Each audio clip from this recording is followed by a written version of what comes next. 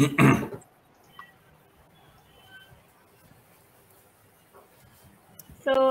attendees have started to join. I would request my team to start with the video.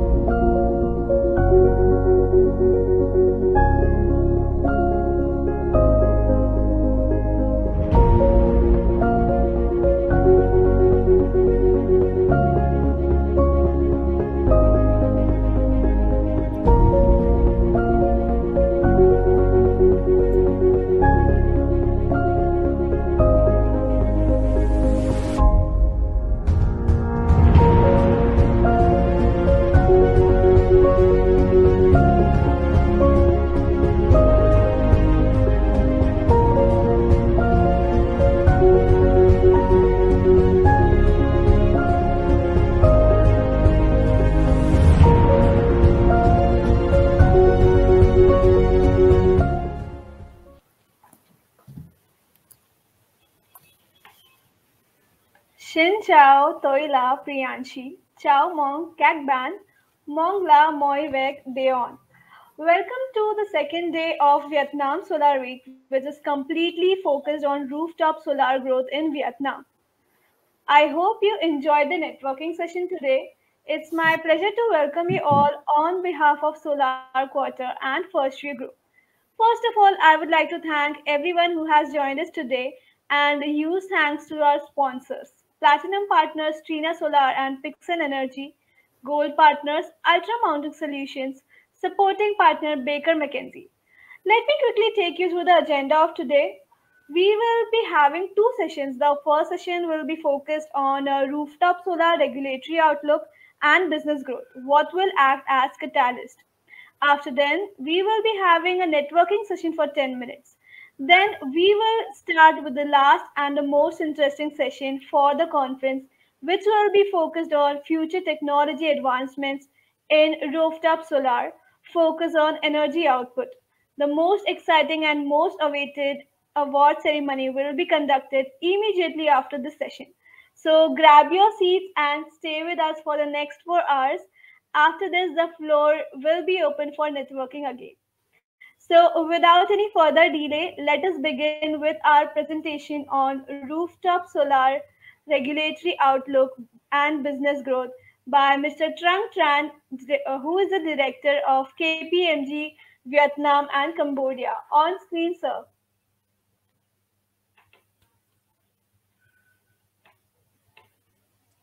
Thank you, Priyanshi. You can hear me, right? I mean, Yes, sir. yeah, thank you.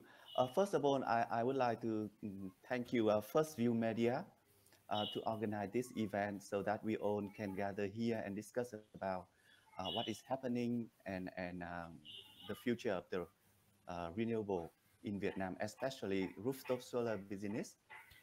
Let me, I will have 10 minutes to discuss and share with you um, the regulatory outlook and the business goal of rooftop solar. Let me call it for short RTS, right? For rooftop solar, it will be easier when I make the presentation. A moment, please.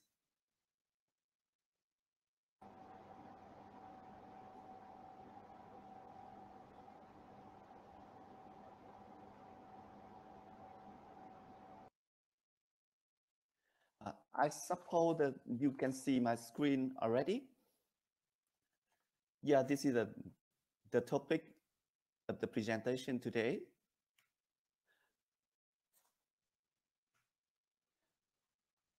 Now you can see on the screen, this is the statistic data on RTS up to December 2020. Uh, I tried to gather further update information, but what I can get is only up to December 2020. Maybe one of the reasons Extremely is sorry to interrupt you, the sir. regulatory.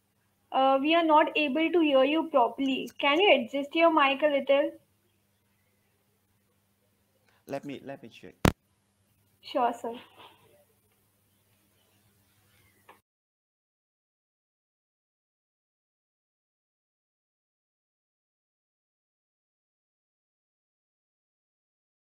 Sir, we cannot hear you.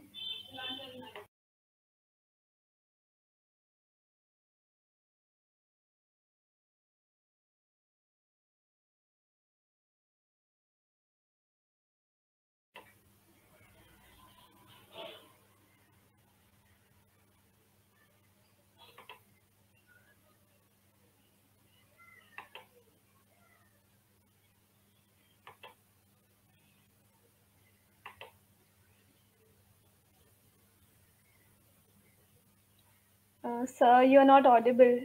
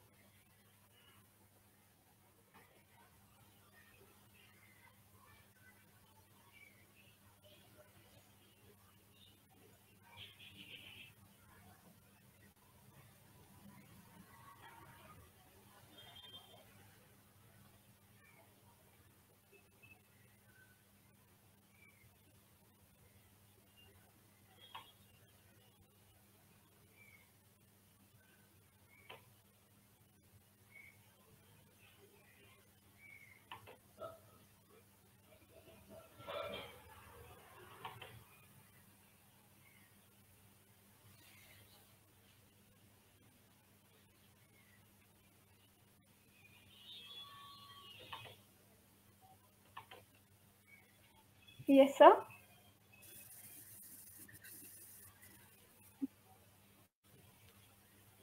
So, unfortunately, we are not able to hear you still.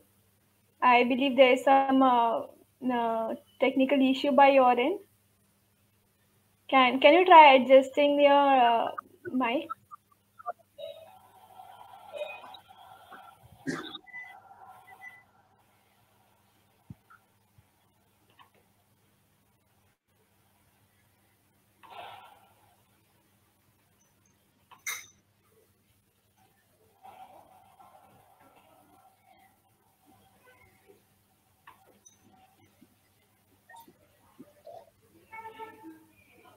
So, I would just request you to leave the session and rejoin again.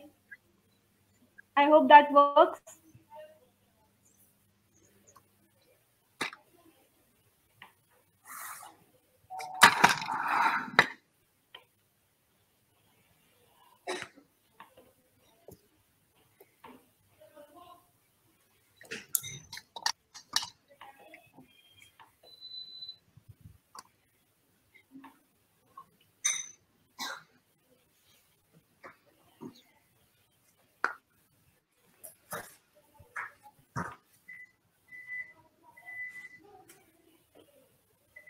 Sorry for the delay.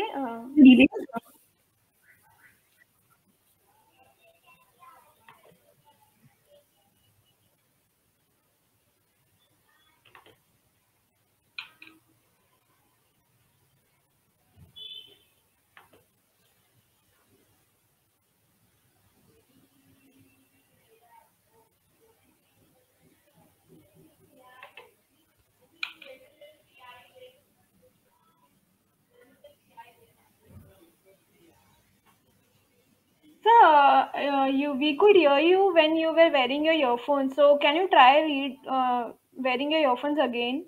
Because we can't hear you now.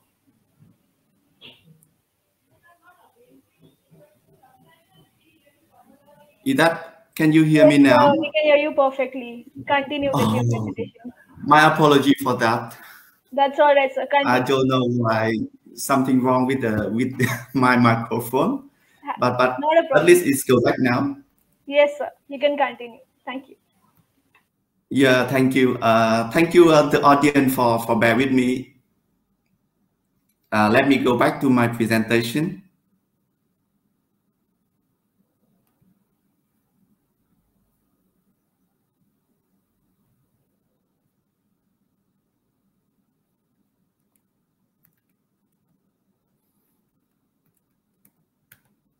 All right, I just thought this is the data statistic for up to 2020. The figure here is the accumulated figure. It means that you can see from December 19 until December 20, the development go gradually, but until the end of the FIT2 deadline, it means that until December 2020, there is a boom of the, let's say, of the project that put into operation to get the FIT2. So that based on the data here, we have total 9,700 megawatt peak that go online. And then the number of total system of RTS is more than 100,000 system. Mainly, that figure is quite big, mainly because of the household system. But the main capacity will come from industrial. Later on, I will show you the component of this. But let's go back to the regulatory. Here, this is the main regulation that drive the development of RTS. Now, the first feed-in tariff, this is 9.35 cents. It is quite attractive, but you may see in the last chart, the development is not really that big. Why? We believe that the reason for that is at that time people are not yet familiar with investment in RTS, and also the price of the panel is quite high there. And that's why with the 9.35 cent per kilowatt hour, but the development is not really booming. Only until the decision 13, we call it FIT2, is issued. Even a little bit lower than the FIT1. But at that time, people more focus on RTS, and you may see in the previous chart, is really booming, and at the end of the FIT 2, there are about nearly 6,000 megawatt to put into operation. It's really a huge number. Now, let's look at what happened after the FIT 2. Even the government, they already issued the draft decision for the FIT 3 with it. It is expected to be effective on 1st of January 2021. But so far, it's still a draft version from the government. And the FIT is really coming down from I mean, this is a really big reduce of the FIT 2. FIT 3 now, it's just 5.89 cents. In the view of so many investors or key players in the market, when KPMG we discussed with, they said that this is not attractive enough for them to invest into the grid connected RTS.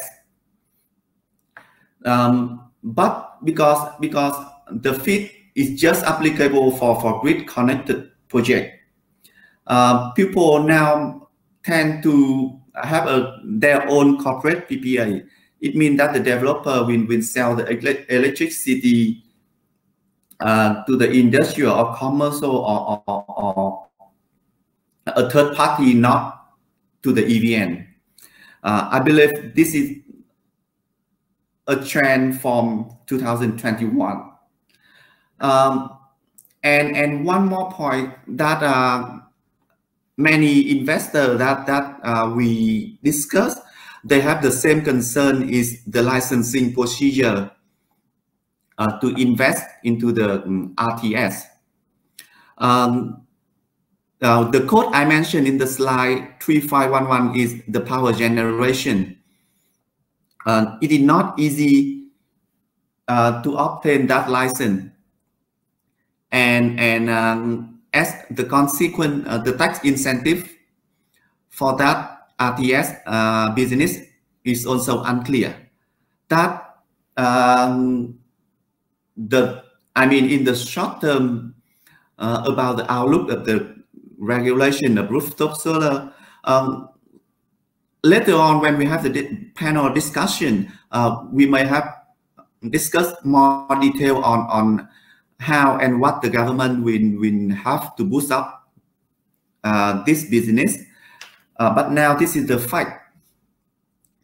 Next slide. You will see the driving factor here, like I mentioned.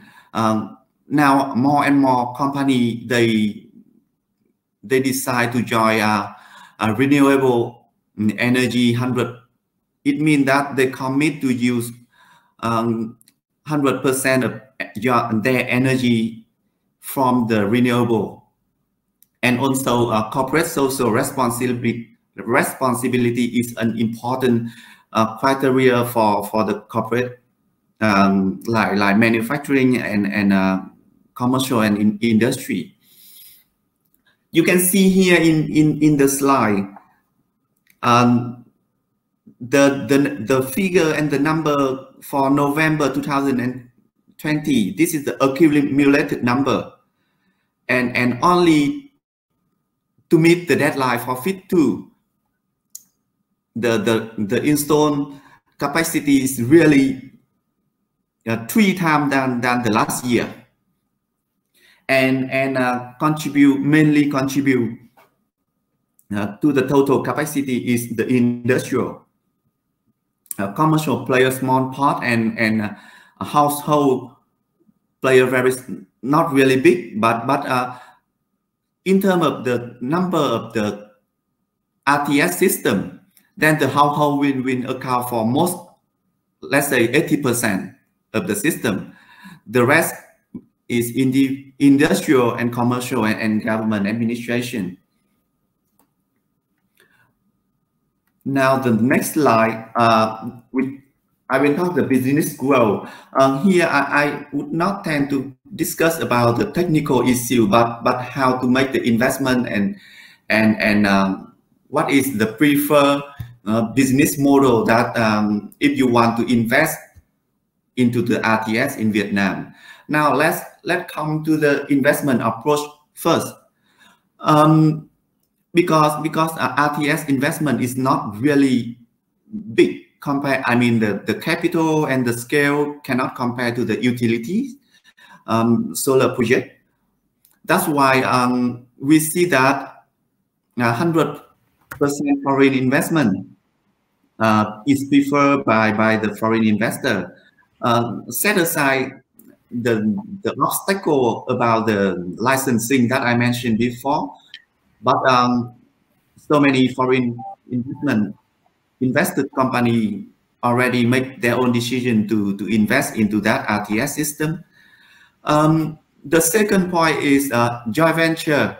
I don't see much joint venture partnership here in this sector, maybe because of the investment scale is quite small.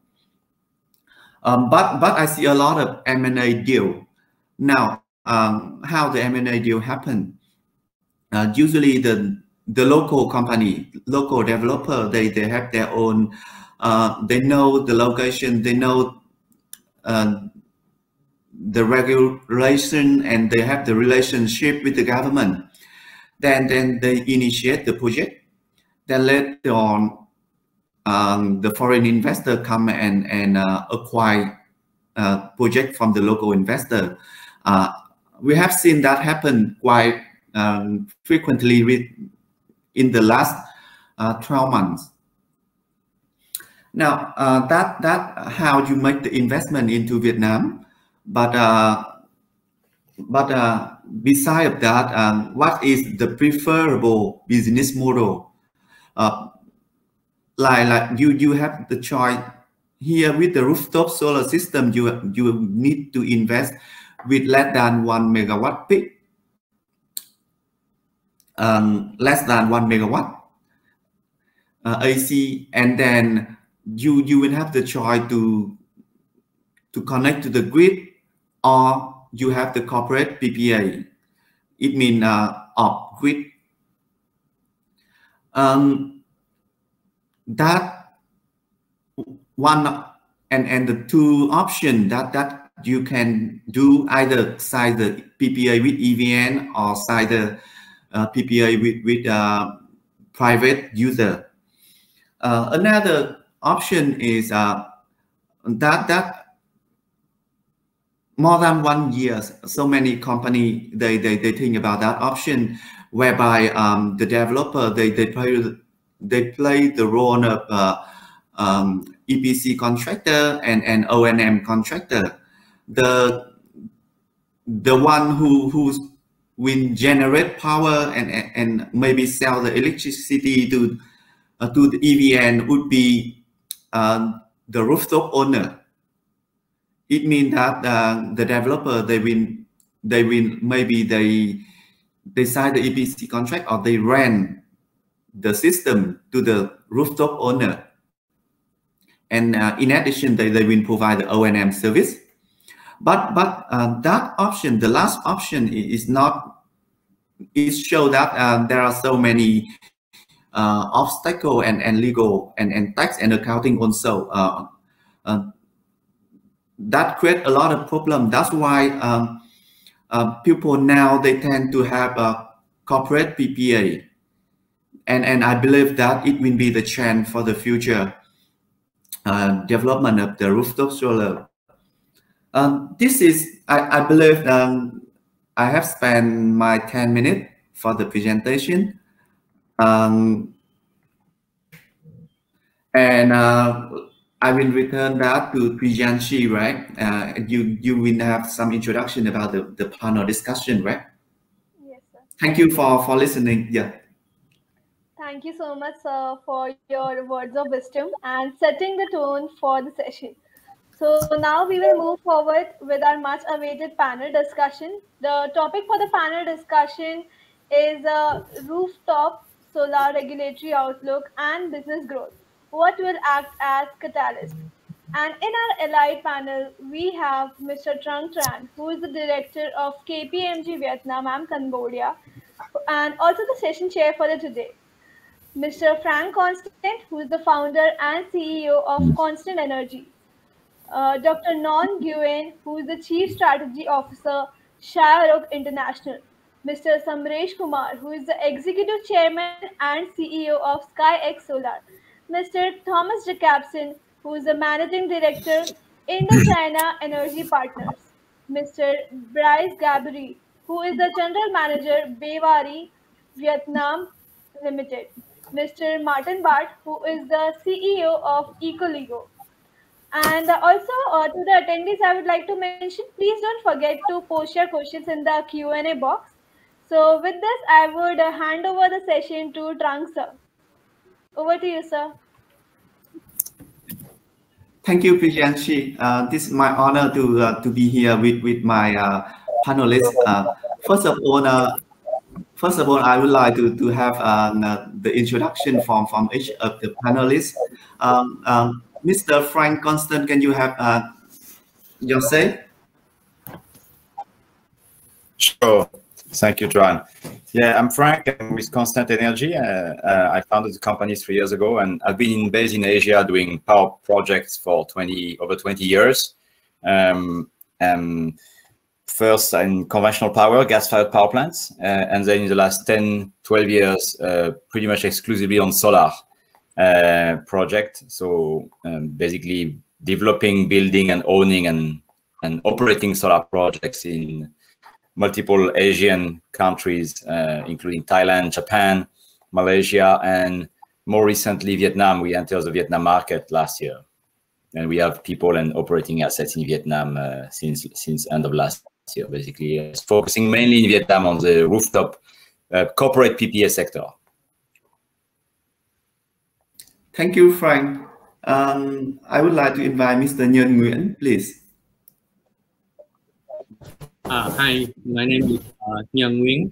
I'm from Shire International. My major background is energy engineering. I working in this field since 1995, mostly from the conventional sources from LNG, coal-fired thermal power plant, and hydraulic power plant in Vietnam. And I left the country in 2008 and returned in 2012. I focused more on the renewable. So my part-time job is also the lecturer in the EVN. So and also independent consultant for some strategic program with EVN and Petro Vietnam. So nice to know all of you. Thank you. Thank you, Mr. Nguyen Nguyen. Next, Mr. Samresh Kumar, CEO of Sky Solar, please. Sure. Thank you, Trung. So good afternoon, everybody. Very happy to be here with all of you. My name is Samresh Kumar. I'm the chairman and CEO of SkyX Solar. SkyX Solar is a rooftop solar focused company, only focused on the commercial and industrial sector in Vietnam. It is owned by Vina Capital, which is probably the largest investment management group in the country. I've been investing and building businesses across the world for the last 20 years, of which actually last 10 years has been in Vietnam. We are currently in the process of developing, more than 100 megawatts of rooftop solar in the next year or 2 years. Thank you, Samresh. Next, Mr. Thomas Jacobson, please. Hello, good to see and hear all of you. We are also at Indochina Energy Partners, an international power producer. We have been in Vietnam since 2011, working on renewable energy. Since 2017, focusing on solar. In Vietnam, Cambodia, and Myanmar, we work together with a Norwegian-listed IPP called North Solar, and in Vietnam, we mainly focus on rooftop solar. Thank you, Thomas. Next, Mr. Bryce Gaboury, please. Hi, all. My name is Bryce Gaboury. I'm the GM for Baiwa RE Vietnam. Baiwa RE is a German-based global renewable developer.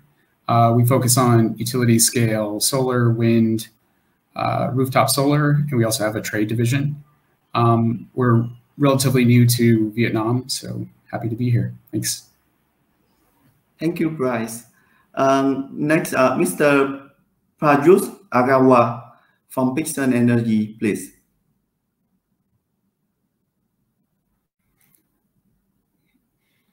It seems that he's not here. Then the last but not least, Mr. Martin Bart from Ecoligo. Yes, hello, pleasure to be here. Ecoligo is a global energy as a service provider. We are active in 6 countries globally, focusing on commercial and industrial rooftop systems, predominantly self-consumption, direct corporate PPAs, and we have been active in Vietnam since the beginning of 2020 and are very hopeful for the continued market development there, especially in the self-consumption space, not focusing so much on the feed-in tariff. Thanks. Thank you, Martin, and thank you all the panelists for your introduction and the audience. You can see that here in the panelists. In the panel, we have a very experienced people with senior level here. Then hopefully that we will have a fruitful discussion about the development of RTS in Vietnam. So let me start with the first question. The first question would be, how has been the RTS market after FIT 2? Now, I would like to hear from Mr. Nhân Nguyen, please.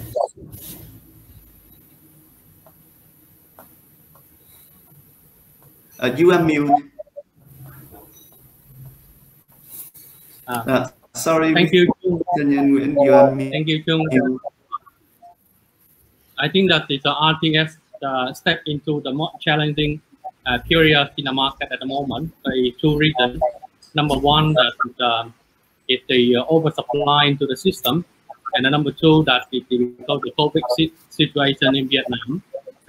Everybody know well that it's MOIT working closely with EVN in preparing for the FIT 3, but that one is what is the rumor in the market. But we also have more all the information that is FIT 3 is something is very far away from what will be happen. So whether it comes to the FIT 3 or not, or it comes with the auction program, which will be first. Therefore, we have to wait until the PPA approval from the Prime Minister. And we can see that until today that the PPA is still under revision, and that sent back to all the authority working on that. So there are a few factor to the RTS is the first thing that is we have a lot of the advocacy activity that wants Vietnam increase more percentage for the solar or renewable energy. And the second thing that is also have a certain remaining the burden from the EVN, especially from the NPT, from the National Transmission System. So which will come first? This is the key issue. EVN, they prefer to have more investment from international investors in order to operate the system first, and then they welcome for the solar or renewable. In other hand, that is we also seeing that a lot of activity that is making a certain lobbying and advocacy that is request Vietnam has to open for the renewable market first, and then going for the infrastructure later. So we are talking about in the commercial, but for EVN and MOIT, they are considering for more in political and infrastructure area. So I can say that the market is in the situation of the more challenging at the moment. We know that right now we still have more than 1,000 projects is still not connect into the grid because of the FIT 3 and because of the overspill. Therefore, many local investors, small investors, small developers, they're facing a lot of problems at the moment, and that also creating the new chance for the foreign investor, foreign developer step into the market and they do M&A. So what I can see in the market right now is only M&A. I don't see about the new investment for the, that consider for the big and large scale of the RTS in the market. Yeah, thank you, Chung. Thank you, Mr. Nhân Nguyễn. Because thank you that very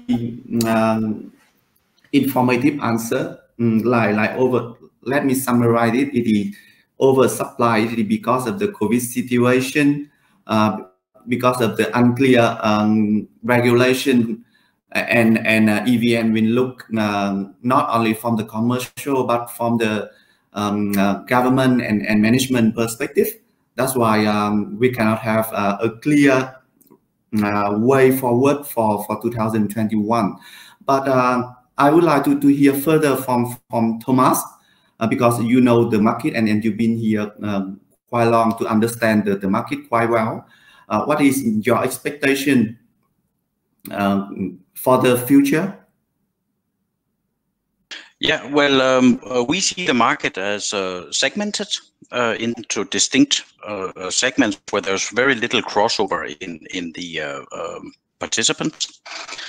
So what has happened now has been local developers, local off-takers, mainly based on fit, local EPCs. Some of those EPCs have gone from one level of engineering performance to a significantly higher, and some have not. What there is of the market now is primarily large off-takers that can use self-consumption model, as you said yourself in the introduction, that are looking for international IPPs, that are looking for international level EPC. That no longer does that mean an international EPC company. Locals also can participate in that, not all, but that's how it is in every market in the world. So we see the market much more going towards large, mainly FDI-oriented customers wanting international IPPs with international level EPC companies supporting that, both for the construction and the O&M. The market on feed-in tariff with the existing PPA has not attracted much investment from international IPPs. Again, international IPPs is a very broad description because it comes from people who are listed and who have assets and performance criteria to small one-man setups that have a foreign sounding name. So there's everything in between. But the true big international IPPs, they have not really focused on that market. I also don't think that they will focus much on the M&A market, because a lot of what we saw, especially in 2020, where in reality a large part of what was built of RTS was built in the last 6 months. That was built for speed and not for quality necessarily. I'm not saying that for every single site, obviously. But that means that there's a lot out there that was built for the fit-in tariff market that perhaps does not comply fully to what an international IPP would expect of a project looking like. And therefore, there are still I would say endless possibilities, and we are 4 or 5 international IPPs on this panel, and none of us need to step on each other's toes, and most of us know each other quite well personally also. So I still see that there is great market out there. It's just a different segment of the market.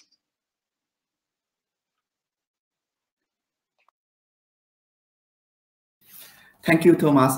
That's true. I think what I observe here in the market is mostly foreign investor, foreign EPC, they play an important role, but a local player, they also gradually step into that market.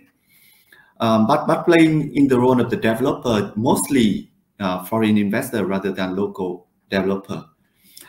Usually local developer, they more tend to focus on the utility scale rather than rooftop. But anyway, maybe who know in the future they after utilities use up on the potential, then they will come to the RTS.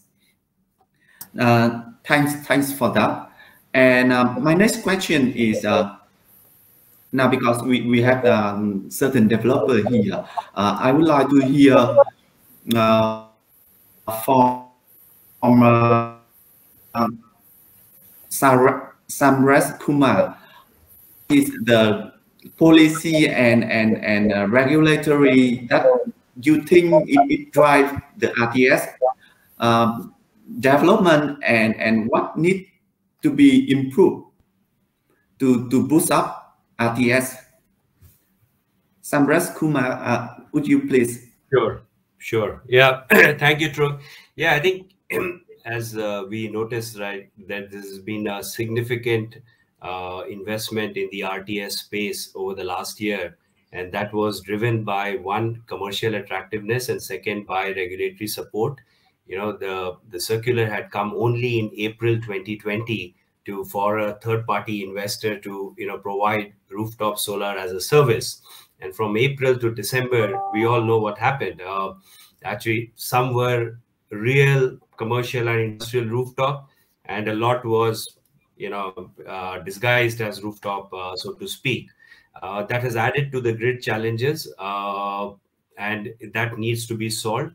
And that has actually delayed the regulatory, clarity as well. So, for example, we are sitting at a time when there is no clarity as to what happens to the excess when it is connected to the grid. So RTS development has slowed down, but to be honest, I think the potential is huge. The number of factories which have vacant roofs and the number of new factories which are getting built in Vietnam is incredible, right? I mean, we are part of Vina Capital, so we are investors in industrial parks. We're looking at industrial park investment as well. So we see the trend of so much manufacturing coming inside Vietnam, and factories have vacant roofs.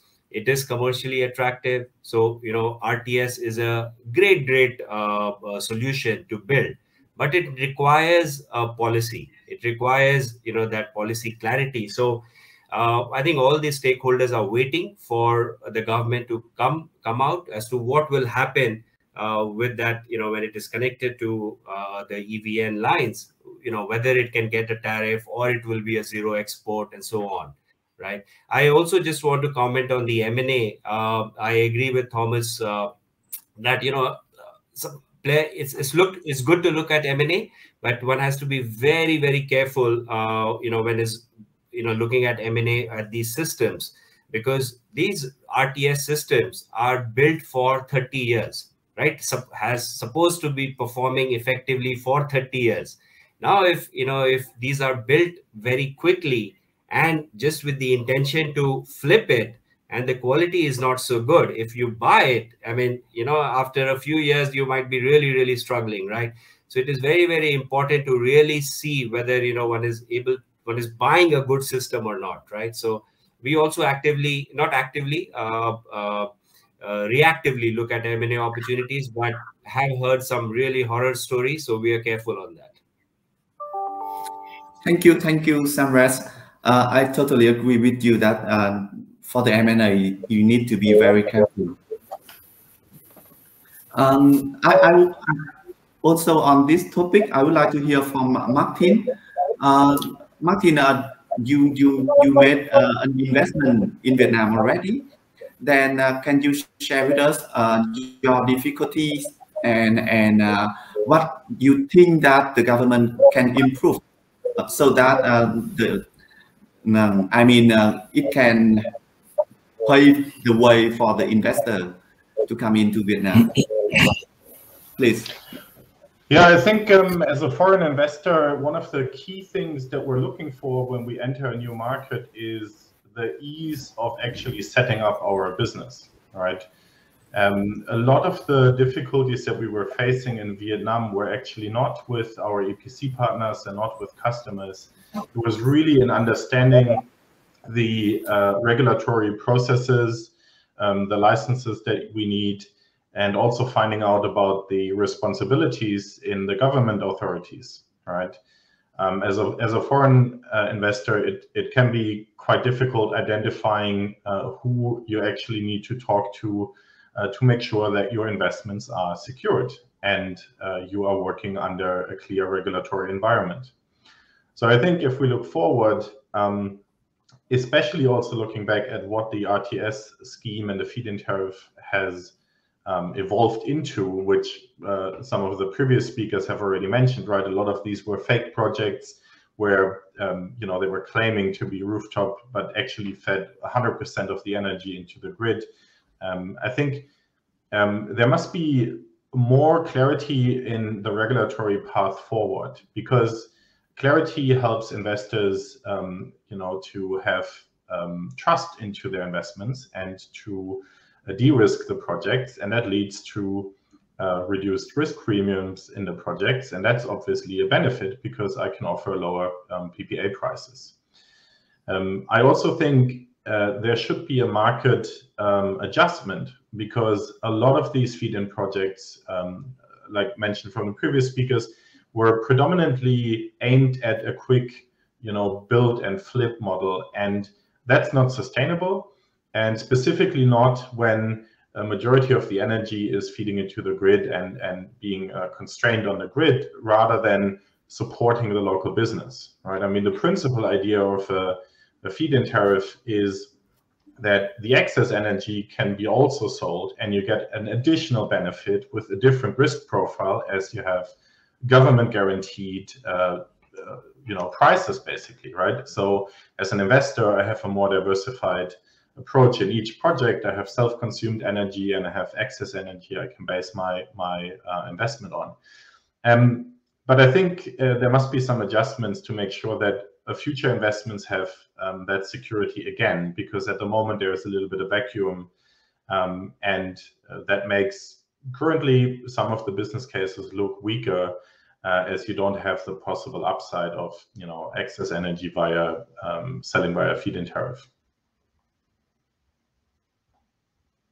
Yeah, thank you for that. I agree with you that the government need to pay more attention from the policy perspective, so that it can have the investor make the investment easy. Indeed, most of my clients, they want to make the investment into RTS, but their main concern is legal perspective, like licensing and whether they can set up the company and do the business here and there, or for so many locations. That's the problem, and due to that obstacle from legal perspective, some of them they even decide not to pursue the tax incentive, because as you may know that tax incentive is granted for renewable generation business, but because of certain licensing procedure, they have to decide not to pursue that tax incentive. So that this much more from the government side to have and to clear the way for the investor. Thank you, Martin. Then beside that, Bryce, do you think that there's some echo, right? It's better. Sorry, can you say again? Bryce, yeah. Do you have any idea on what Martin, or do you want to add something on Martin's sharing? No, I think you know, the lack of clarity in the current policy or what the upcoming policy is going to be is certainly, I think, a hindrance to foreign investment or investment in general. I would be interested to see future policy also addressing the grid congestion issue. You know, I think, you know, it was incredible what Vietnam was able to pull off last year in terms of installed capacity. But I think now it's a matter of trying to figure out what to do with all this generation with the existing grid. So, maybe incorporating battery storage for peak shaving and things like this might be an interesting addition to this next policy, whether it's feed in tariff 3 or an auction model. Yep. Thank you. Totally agree with you. And my next question is for Frank. We all talk about paying the way and policy and the potential of feed and what is the next action from the government, but we haven't discussed about what is the potential for RTS, like as a foreign investor, how do you see that RTS as a potential investment sector, and whether this is for short term or maybe next 5 or 10 years? What is your view on that potential RTS? Well, our investor have invested about $2.5 billion in the last 25 years in Asia. In the long term, we at Constant Energy don't go into a market or into a country unless we know that we can get to 100 megawatt operating capacity that we own within 2 to 3 years from the start of our operation. So we believe in Vietnam in the Vietnam RTS project and growth perspective. It's still we have focused. We are a prudent investor, so we like to make sure that our projects are good in the long term and operate for 20 years without major issue, both contractually, technically, health and safety. So, and we don't mind paying a bit more to get to these kind of insurances. In Vietnam, that's the reason why we kind of stay away from the pure EVN PPA or the fake rooftop that were mentioned earlier. We really focus in Vietnam in the last 2 years on pure corporate private PPA or lease agreements, basically, with international customers, international industrials, or large local companies.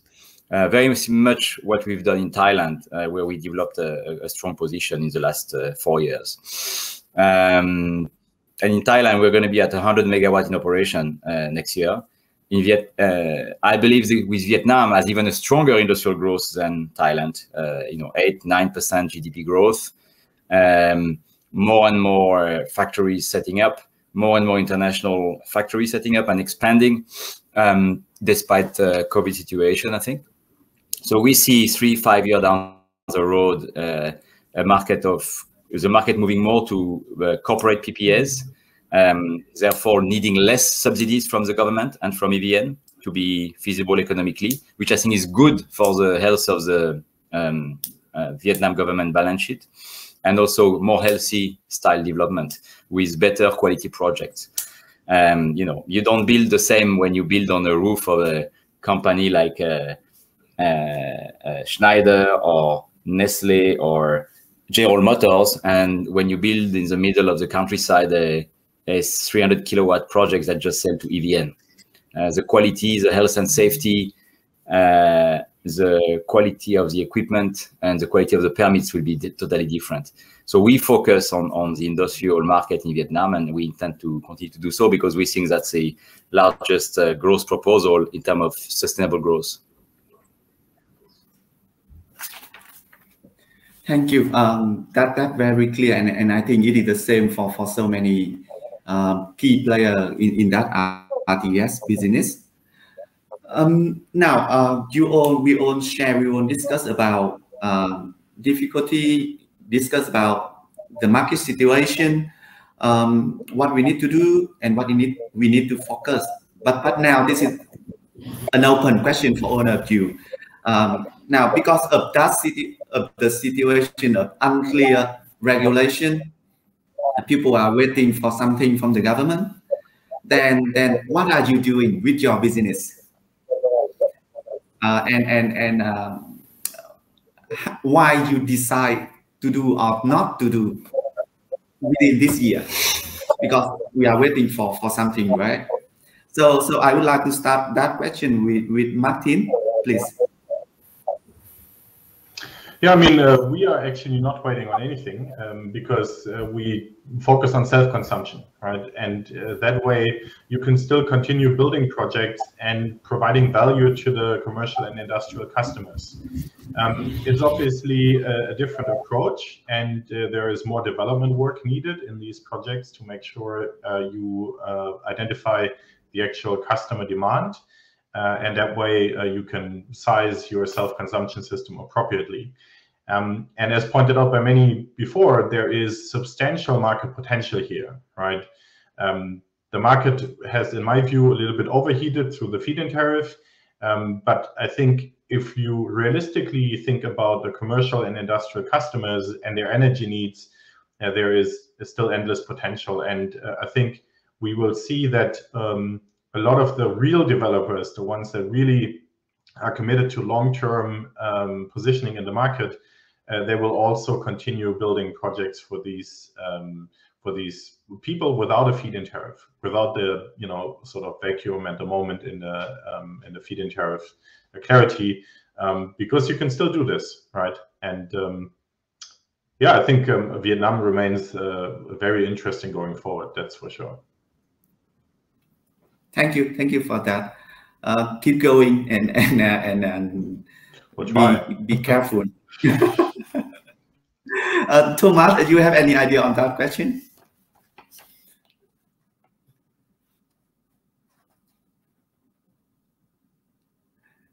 Hello, Thomas. Yes, can you hear me? Yeah, I can hear you now. Yeah. Anyone who has ever met me will know that I'm pretty skeptical about the quality of a government PPA for feed-in tariffs anyway.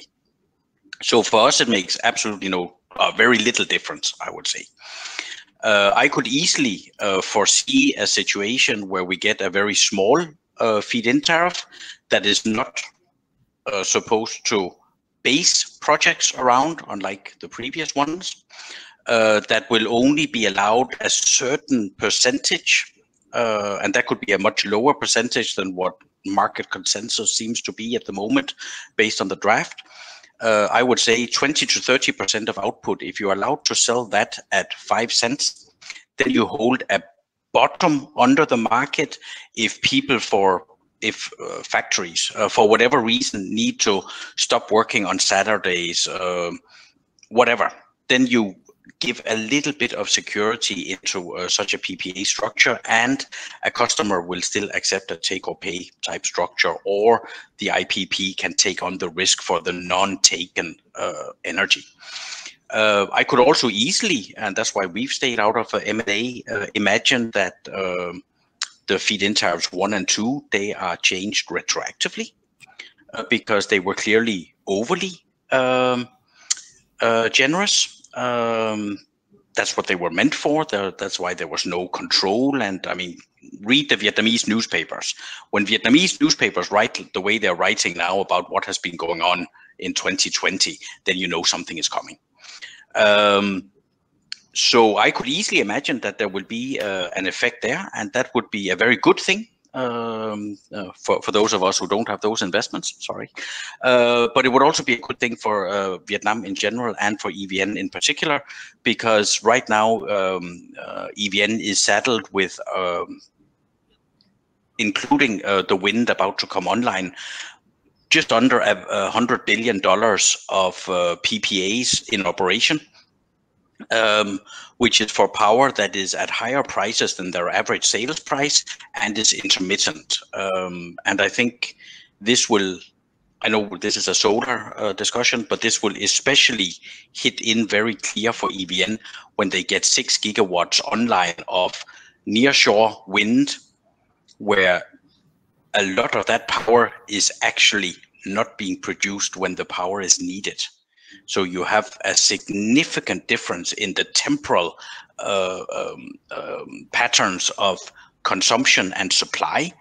And as we know in Vietnam, commercial and industrial users, which are the vast majority of the consumption of the country, they have quite low tariffs at nighttime, very low. I mean, 4 cents for an industrial off-taker. And that means that if nearshore power at 6 gigawatts is blasting power in Stockchang at 2 o'clock at night, where there is absolutely no demand, and the little demand that there is, EVN has to sell at 4 cents. That will very quickly change the economics for EVN in a significant way. So I think we could actually be in for a realignment of the market, and that might actually be what is needed. But the current laws that we have, Decision 13, with or without a feed-in tariff, work fine for self-consumption. There are no issues there. Agree with you that the DPPA that the government is now putting on the pilot, it will also be let's say a competitive factor to the corporate PPA here. I didn't talk about the DPPA. I said the existing PPAs, the standard PPAs that I've already made. The DPPA is a great program because that is the only program that allows these foreign off-takers to go 100% renewable, and that many of them have commitments for. And if they can't get it in Vietnam, then we will see an effect on future investments. I don't see an Apple factory pulling out of Vietnam because the DPPA doesn't happen, but it will have an effect on future investments. There's no doubt about that. Yeah, totally agree with you. Thank you. And yeah, we have around 10 minutes more. Then I would like to put my last question on the financing option. Samresh, could you please share with us? Let's say when you make investment here, what is your preferable financing option? Yeah, so last year basically we financed through equity and bank financing, which we took from the local banks, because the local banks really stepped up to finance these RTS projects. And going forward, actually we are looking at all equity investment. So we might probably not look at local bank financing. We'll probably raise money from international banks or international financiers. And in fact, there should be an announcement from us in the not very far future, and we will fund all equity. Nice to hear that. Thanks. And Mr. Nhân Nguyen, do you have any comment on that? About the financing, I think that is option. Yeah. Financing option, yeah, this is also very new, and we have working with some of the local bank and financial institutions in Vietnam, and we can see that it currently we need a framework, and I believe that financing option is still more preferable to the international financial institution, not for the local, because currently the local bank they still not have much attention for this, and they must based on waiting for the policy from the state bank. And in terms of the investor, I just come back to your previous question. That is, I agree with Thomas that is we cannot wait and stand by. We have to work based on the current attractive area of the market, like the self-consumption and corporate PPA. So I believe that is currently we have about 370 industrial parks in the country, and according to the plan from the MPI and MOIT, that will increase to 760 IJEC in the whole country. Therefore, the market is there, and the huge demand from the for the corporate PPA. So yeah, as my previous speak, that it's a challenge. But however, it's still very a big room for the developer come to the market if we can find out the right segment, especially for the current policy from the central government that they want to develop for the green and clean energy strategy for the whole country. And now with the MOIT, MPI, and Natural and Resource Ministry, they are working on this plan. So they encourage for the low carbon industry part. Therefore, that very good trend for the investor or the developer stepping. Yeah, and moreover, that we also can consider for the another issue from the business code 3512, not only 3511. That is because right now the EVN they still narrow down about below 1 megawatt, but in fact we can extend that one if we do a certain advocacy and a certain lobbying in order to get the open the room a bigger for the multi-rooftop solar business model in Vietnam. Yeah. Yeah. Hopefully that comes true. Yeah. But people are talking about that, but I haven't seen any signal about that increase of more than 1 megawatt. We have to start from now. We have to start from now, and we are the key player in the market. One of the developer here that I think that we can do something with the MOIT. Yeah. That's a big question, and MOIT they have to do the math to make the decision on that. Yeah, agree with you. And a little bit come back on the financing option. I would like to hear from Bryce. Because you also made some investment here, then can you share with us your preferable financing option? So I totally agree with a lot of what has been said. We see a huge demand from the corporate sector, and we see it increasing.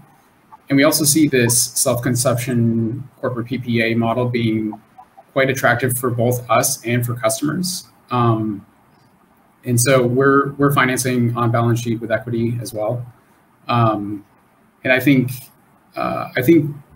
this is likely going to be the kind of the next phase of rooftop solar here in Vietnam. I think it's going to be a slower growth and kind of built for quality and duration rather than building for speed, which was done in last year. But I think as we as developers here working on this space kind of prove out this model, I think financing options from external debt providers will become increasingly easy to obtain. I think currently there's a bit of skepticism when you talk to international financing institutions or banks about rooftop solar here in Vietnam just because of what happened last year. But as you can see from just this conversation today, everyone's kind of slowing down, aiming for quality, and I think that's going to really open things up for the next phase. Yeah, thank you. And I also agree with that point. Previously, people concerned about, because we talk about utility solar, then we talk about PPA with the government, and non-bankable PPA. And now, but when we talk about corporate PPA, then I hope that international financing will be, let's say, more active and more feasible for the project with RTS. Yeah, I believe we come to the last few minutes of the discussion. So let me do a quick summarize that we all agree that there are a huge potential for RTS development in Vietnam. Despite the pending regulation, I see the potential view that just going on doing things, but be skeptical a bit on quality, on what happening and what is the other source of power generation. But in conclusion, huge potential and this is very promising for not only foreign investor but also local player. Taking this chance, I would like to thank you, all the panelists, for sharing your precious experience and sharing your comment about the future of the RTS. That's very helpful. Thank you very much. Thank you. Thank you, everyone. Thank you to the audience. Thank you. Thank you. Thank you. Bye bye. Thank you. We will sorry, panelists. We will have a Q&A section. Can you stay with us for a few minutes? Sorry. I will just, yes. So So you can read the question, and whoever wants to answer this can go ahead. With Fit 2, the customer had an incentive to sell excess direct to grid.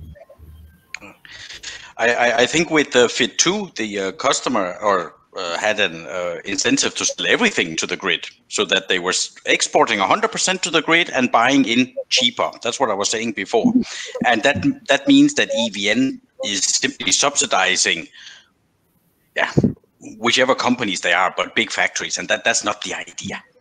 A low Fit 3, 5 cents means that at least we get something for our power on a Sunday or during TET, right? We don't make a fortune on it. We're not going to base our investment on purely selling to the grid, but at least it takes away the risk. And 5 cents is a price where EVN cannot say, oh, we are buying power at way too high prices. But it takes away a lot of risk for the financing. Yeah, fully agree. I think totally agree. Yeah. One additional consequence is maybe also that on each factory the system size gets smaller, right? You plan for a system not on the maximum rooftop space, but on the best utilization of the energy from the customer, right? So I think that is something that we will see as well. I think that the victory make the market in more mature, and also that the owner of the developer have to consider seriously about the financial model. That is to be fair with the system too. Yeah. And we do not need to produce more overspill to the system. That more focused on the self-consumption.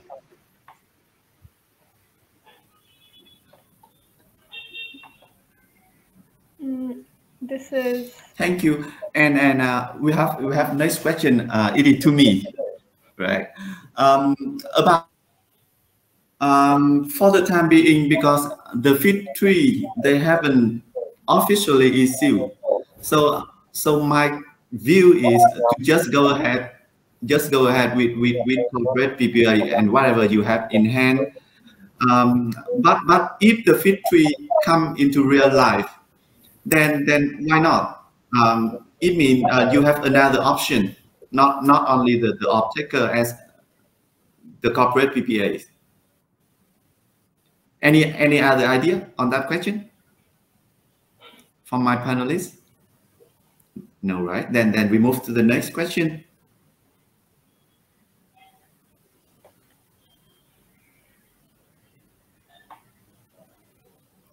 What is the position of EVN on the?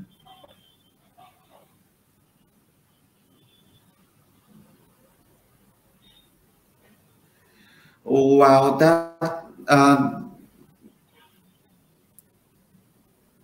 no. Please go back to go forward to the. Yeah, please. Thank you. My panelists, do you want to take that or? I think someone from EVN should take that. Yeah. Agree. But it's I mean, the decision 13 is still fully in effect. The only thing that had a end date on decision 13 was the feed-in tariff 2. There was nothing else in decision 13 that disappeared at the end of 2020.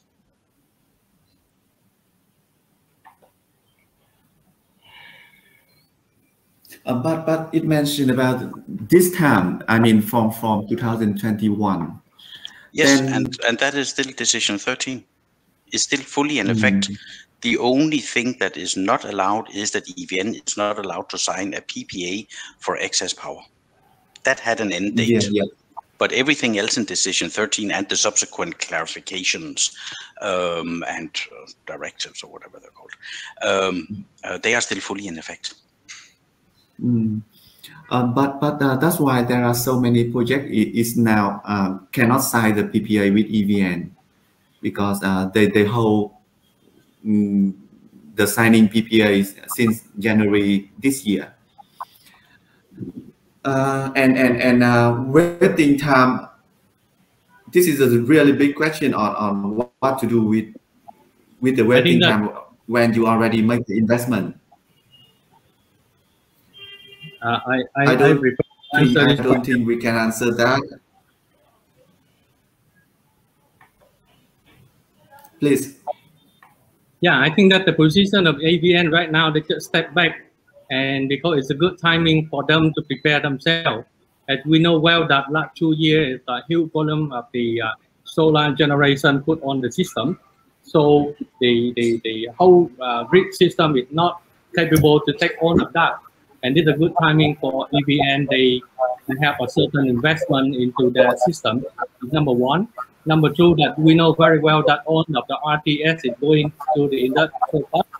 Therefore, currently EVN, they are working on the microgrid in order to recruit all of the project developer have to invest their own microgrid in order to adapt with the certain volume of the solar system invest into the area.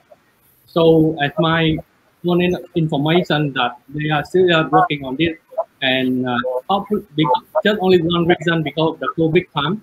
So the program should be complete by this year, and they also planning for the factory and the DPA be ready by end of this year. So if without COVID, so we can see the new market situation mostly by November of this year. But we don't know the situation right now, and I expect that everything will be ready by early next year. So my answer to this is, yeah, EVN they have time to step back and look at the whole system and ready for the new investment to the system. Yeah, I would add, let's move backward 3 years ago, right? 2018. Yeah. Vietnam EVN system was basically hydro, dirty coal, and expensive gas, and some diesel, and some, shutdown from time to time. Today we have 20. Vietnam has become and Vietnam has zero solar. Today in Southeast Asia, Vietnam has the largest solar install capacity. And okay, yes, as any fast growth, there is some suboptimal projects, but I think the trend is very positive. EVN 3 years ago was not probably considering solar as a reliable source or investable. The picture is totally different today. So I think this EVN is okay as to digest the 20 gigawatt of solar, which is equivalent to 4 gigawatt of conventional in terms of megawatt hours. So it's not like they should be able to do that within a few months. Solar is really on one of the mainstream supply of Vietnam has become, where it was absolutely not in that position 3 or 4 years ago. So I think it's a real progress in the big picture, so the direction is generally very, very positive. Yeah, one more point I would like to add is if you're familiar with the market 2 years ago, then for the Fit 2 of the utility solar project, the government also issue budget. It means that the investor they still make the investment, but without knowing the potential feed-in tariff. But and then they are well treated by the Fit 2 for the utility solar project at that time. Then who knows, for now the same situation will happen. Let's see. Yeah, we can move to the next question. I think I believe this is the last question, right? We have 1 minute left. Oh wow! I will take this question first, and then any of the panelists, if you want to have more comment, then please. I'm from the north. I'm in Hanoi, and I do not see much of the potential for the north of Vietnam. There is potential here and there, but cannot compare to the center and the south of Vietnam. Any other? Yeah, please, Samres. Yeah, sure. I think I would slightly disagree that now actually we're looking at north of Vietnam. The irradiation is lower in the north, but as we move into the purely self-consumption model for rooftop solar, the criteria is to work with strong credit customers, right? And there are quite a few industrial parks in the north, in few provinces, where large MNCs have built huge factories, right? And there's a lot of potential to build rooftop solar on those factories. The savings which the factories can make by having this rooftop solar would not be as high as the south, but they will still make savings and they will Yeah. get clean energy, which is important for many of these global MNCs. So actually, the north is a good market to go. Agree. Thanks, Samresh. Let's not forget that the number one market in solar for many years has been Germany, and Germany is not known for its. And exactly, we never have sunshine in Germany, so It's all about the price people are willing to pay and the value of carbon credit and the corporate commitments to go zero carbon that will drive more and more solar panels being installed in the north. So it's coming. Tran is coming. Thank you. Yeah, I believe that we 1 minute overrun. It's not acceptable from the view of the first view media, but I would like to take this chance to thank you all of the panelists that provide very important and helpful idea to the discussion, and also thank you the audience that can stay with us and make the question and interact with us. Thank you very much. thank you. Thank you. Thank you, Bye everyone. bye. Thank you See very you much. Next return session. to previous. Yes. Thank you very much to all our esteemed panelists for such an insightful session, sparing your precious time and extending your support for this event. And Trang sir, thank you for moderating the session today. It was really a great discussion. So now we will be having a 10 minutes break. You can interact in our lounge. We will start the sessions after 10 minutes. Thank you, everyone. Thank you. Thank you. Bye bye. Please Bye-bye. take care. Bye.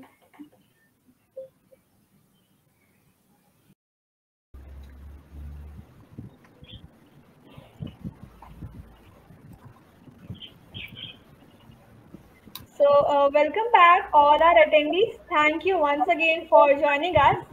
Let us begin with our techno-commercial presentation by Mr. Siddharth Gangal, who is the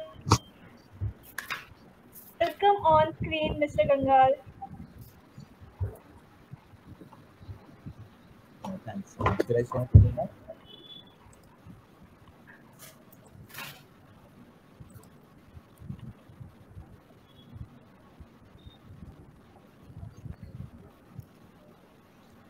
Priyanshi, good to go ahead.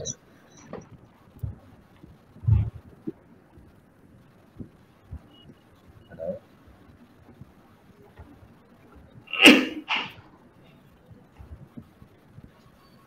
Priyanshi.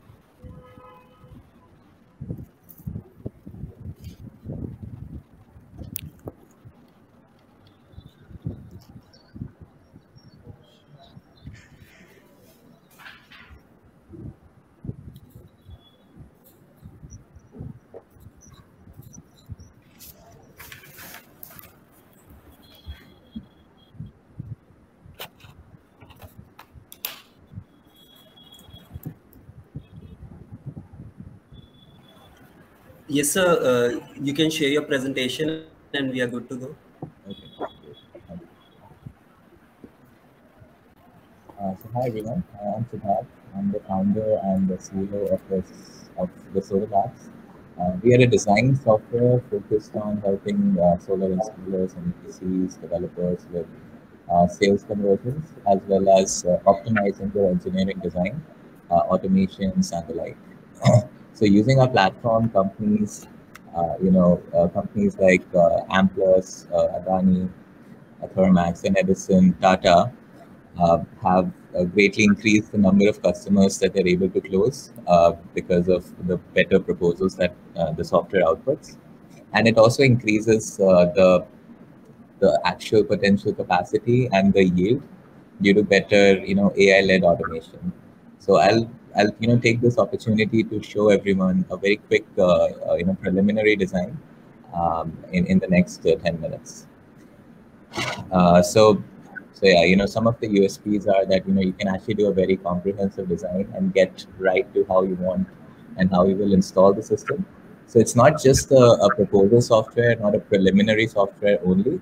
You can actually go in and do stringing as per how you want it, cable sizing, cable conduit layouts, and then get the actual construction drawing out. In the US, we're also used for constructing permit drawings. And we're very widely used in the Indian subcontinent. So I'm very happy, and we have a few customers in Vietnam as well. So we really like the market and want to see what we can do here. So these are some of the designs that have come out of the product. And the way we look at it is we want to make the EPCs and the developers' life easier. The way we see it is that installers are the people who are actually evangelizing solar, taking it out into the market, and we want to help the entire marketing team, technical team, and execution team, which right now may be a little bit of a mess with so many softwares out. But our vision is to have one software that saves you time. So send a proposal in 15-20 minutes. Design very quickly, maybe take 1 hour, 1 to 2 hours for a final construction drawing layout, and connect and then get the energy generation, financial ROI reports out as well. Some of the studies we did, this one developer called Fourth Partner, they were using around, so they were using SketchUp before. When they started using us, they saw a 3 to 5% increase in the amount of capacity that they could safely install using our advanced shadow analysis algorithms. Some smaller companies also saw their conversion rates rise up because they were able to create accurate and optimized systems in half an hour right at the customer's house, right, or their factory. So there was no need to communicate back and forth with designers. The salespeople could also be trained, and you could dramatically reduce the response time from when you've connected with the lead and when you've sent out the proposal. So that's the software. Now, this is how it works. So I'll start off by creating a new project. I have chosen a site in Vietnam, this one, and I'll start by creating the project and then take that forward.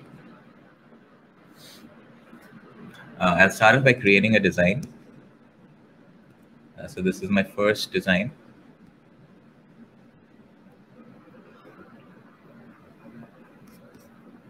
And go into the editor. Now in the editor, I see the image has loaded up. On the left, I have the tools that I need to do all my operations. On the right, I have the summary of the project at all times, so I can see what changes I'm making, what effect on generation they're having. Now, I don't have a lot of time, so I'll just run through this very quickly. We have a number of shortcuts that help us do things in a very fast way. Yeah, so the first thing I'll do is I'll use a polygon tool and sketch out the layout. So this I've completed now. Now the next step for me is to draw out this roof, right? So there is this shed roof that's on top of the RCC roof. So I'll take that. Actually, I'll just, one sec, link it to the center, the midpoint, and take this. And similarly, I will create this project. It's a little smaller and do it like this, right? Okay, so this is what I have right now. Now I'll start by adding in some properties. So the first is the base model. I'll add a small, base height. I will add a parapet wall. So I'm going to consider that to be 2 meters, and then take it forward. So I've just, drawn this up. Now the next step for me is to make this particular rooftop, give it a tilt, give it an azimuth, so it's pointing that way. So I will put this angle and close this shape. So this is what I've done, right? Similarly, I'll do it for this roof as well. I'm estimating an angle here, obviously. And yeah, sorry, go to 10. The azimuth points this way, and then I'll close this side. So I think I've created this, right? Now I also see that I have a few obstacles on the rooftop. I'll make those as well. 4 meters, a few more 4 meters, a few more here. So as you can see, it's very easy to actually model the roof and then take that piece forward. So this is the roof I've made right now. Next step for me is I will press rotate to fill this entire rooftop with panels. I've done that here. I have the options to add a number of things like walkways. So I can actually go here, put in a walkway, and you'll see that the rooftop and the panels stay just automatically, right? I can also add in a safety line.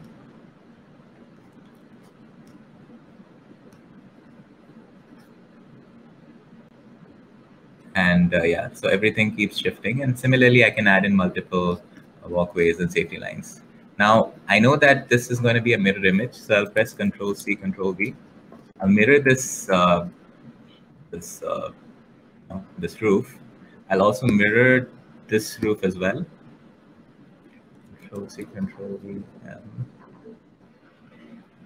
and paste it. So now, as you can see, very quickly, I've designed this entire rooftop. But now I need to do shadow analysis, right? Because this is apparently taller than this one. So I'll press this button called heat map, and I'll press another button called solar axis, which will help me find out for any point on the rooftop for all the hours in the year, how much sun energy is actually getting onto that rooftop.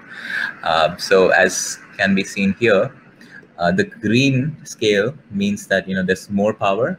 The red means obviously there's lesser power.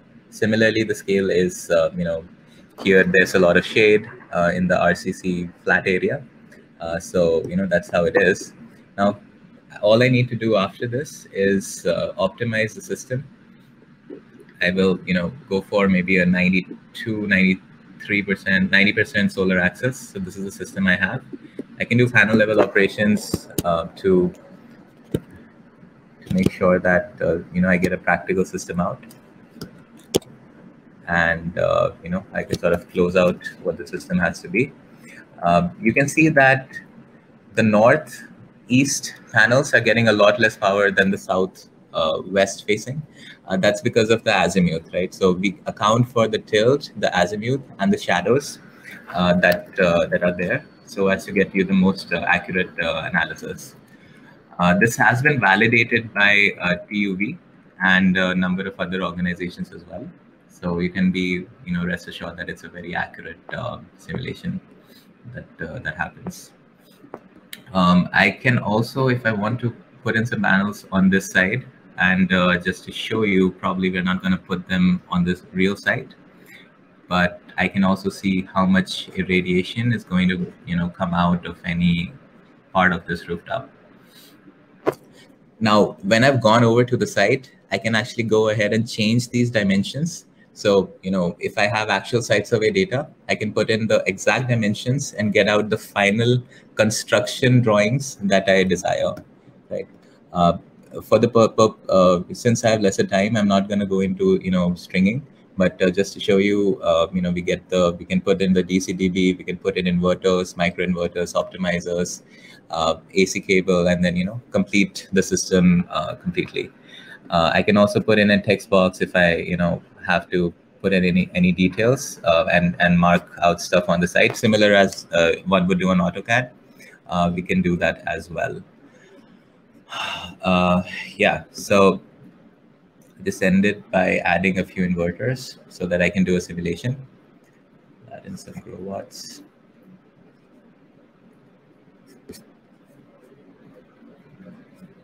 And save.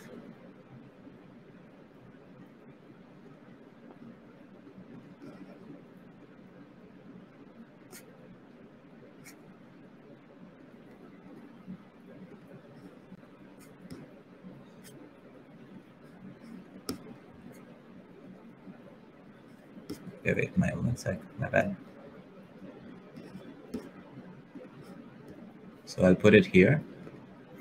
Maybe I'll put in 2 here, 1 here. So this will, at the back end, the software will calculate the cable distances and everything. It will give an estimation so that we can calculate the losses accurately. So I think I need a few more inverters. I can specify the size. I'm gonna go for a larger one. And then I've closed out the system. Yeah. Now I can simply go back, generate the report. I'll also show you how the CAD output comes about.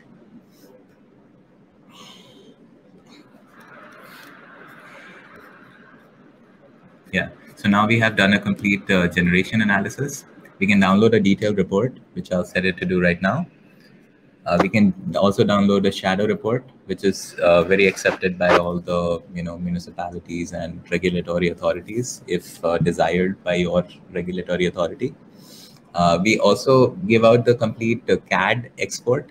So this entire drawing, as you've made it, you can export to AutoCAD as well and complete the rest of the simulation and rest of the designing process. So you have that flexibility and interoperability between Solar Labs and AutoCAD. So while I'm waiting for the report, I'll just take a moment and show you like another one. So this is what the report would look like. It has the software. It has the design of the model at all times.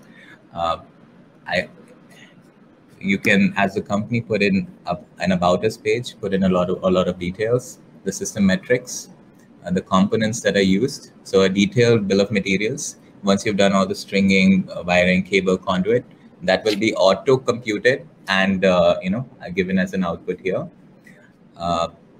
The monthly production values, a detail table, the different field segments that are used, photos of shadow analysis at different points and at different dates, the summer solstice and the winter solstice, as well as, what percentage of time panels are shadow free. So that entire analysis comes out.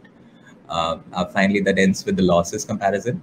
So just a point I can mention here that as compared to PVSys, most of the values will come to within a 1.5 to 2% range as compared to PVSys directly. And you have the ability to export P50, P75, and P90 values as well. So that's something that you can choose at the back end. And finally, this ends with an environmental impact analysis based on EPA version 5 calculations. And that ends up with a thank you page. So that's the entire product. Some of the other exports are, you can have a CAD layout, you can request it for a detailed design, and our services team will, take this data and help you do that. And you can also export this to a Google Doc if you want to pick up some of these graphs or images and so on. So yeah, that's how the product works. Thank you so much for the opportunity, and I look forward to working with you and learning from a lot of you guys here. Thank you. Thank you so much for your valuable insights. Let's proceed ahead with our panel discussion on future technology advancements in rooftop solar. Focus on energy output. Session experts who have joined us today are Dr. Megul Ferrer, who is the Sales and Operational Director of Shire International, and also the moderator for today, Ms. Fuang An Nguyen, who is the CEO of Tonas Integra Solar, Mr. Andrew To, who is the Vice President of Sembcorp Energy, Mr. Federico Bestiani, who is the Director of BEC, Mr. Pratyush Agarwal, who is the Business Development Manager of Pixel Energy, Mr. Lorenzo Mancini, who is the Regional Sales Director, Total Solar Generation Asia, Mr. Lu Minh Tin, who is the founder and chairman of Solar Electric Vietnam, Mr. Keen Do Trung, who is the Technical Service Manager of Jinko Solar and Mr. Sharat Singh, who is the founder and CEO of Quadrical AI. So I would like to hand over to Megul sir to take the discussion ahead. Thank you very much, Priyanshi. Very, very nice introduction. I appreciate it. Welcome, So, sir. hello, everybody. I'm very glad to be talking to you all, guys. It's a important job to have this session at the end of a Friday afternoon, and I think the challenge will be double, because actually we are talking about the factors that actually shape the life of the projects we are trying to finance, install, and run all over the place. Today is I would like actually to go directly to the first part, because I think the technical items will actually shape the rest of the conversation. And for that, I would like to invite Kendall Chun to answer a little bit about how these current module technologies are moving on, because we are talking all these days about cell interconnection, encapsulation, all kind of these different models. So what is your take of the most, I will not say more common, but the most preferred technology on the module solar system on the PV area? Mr. John.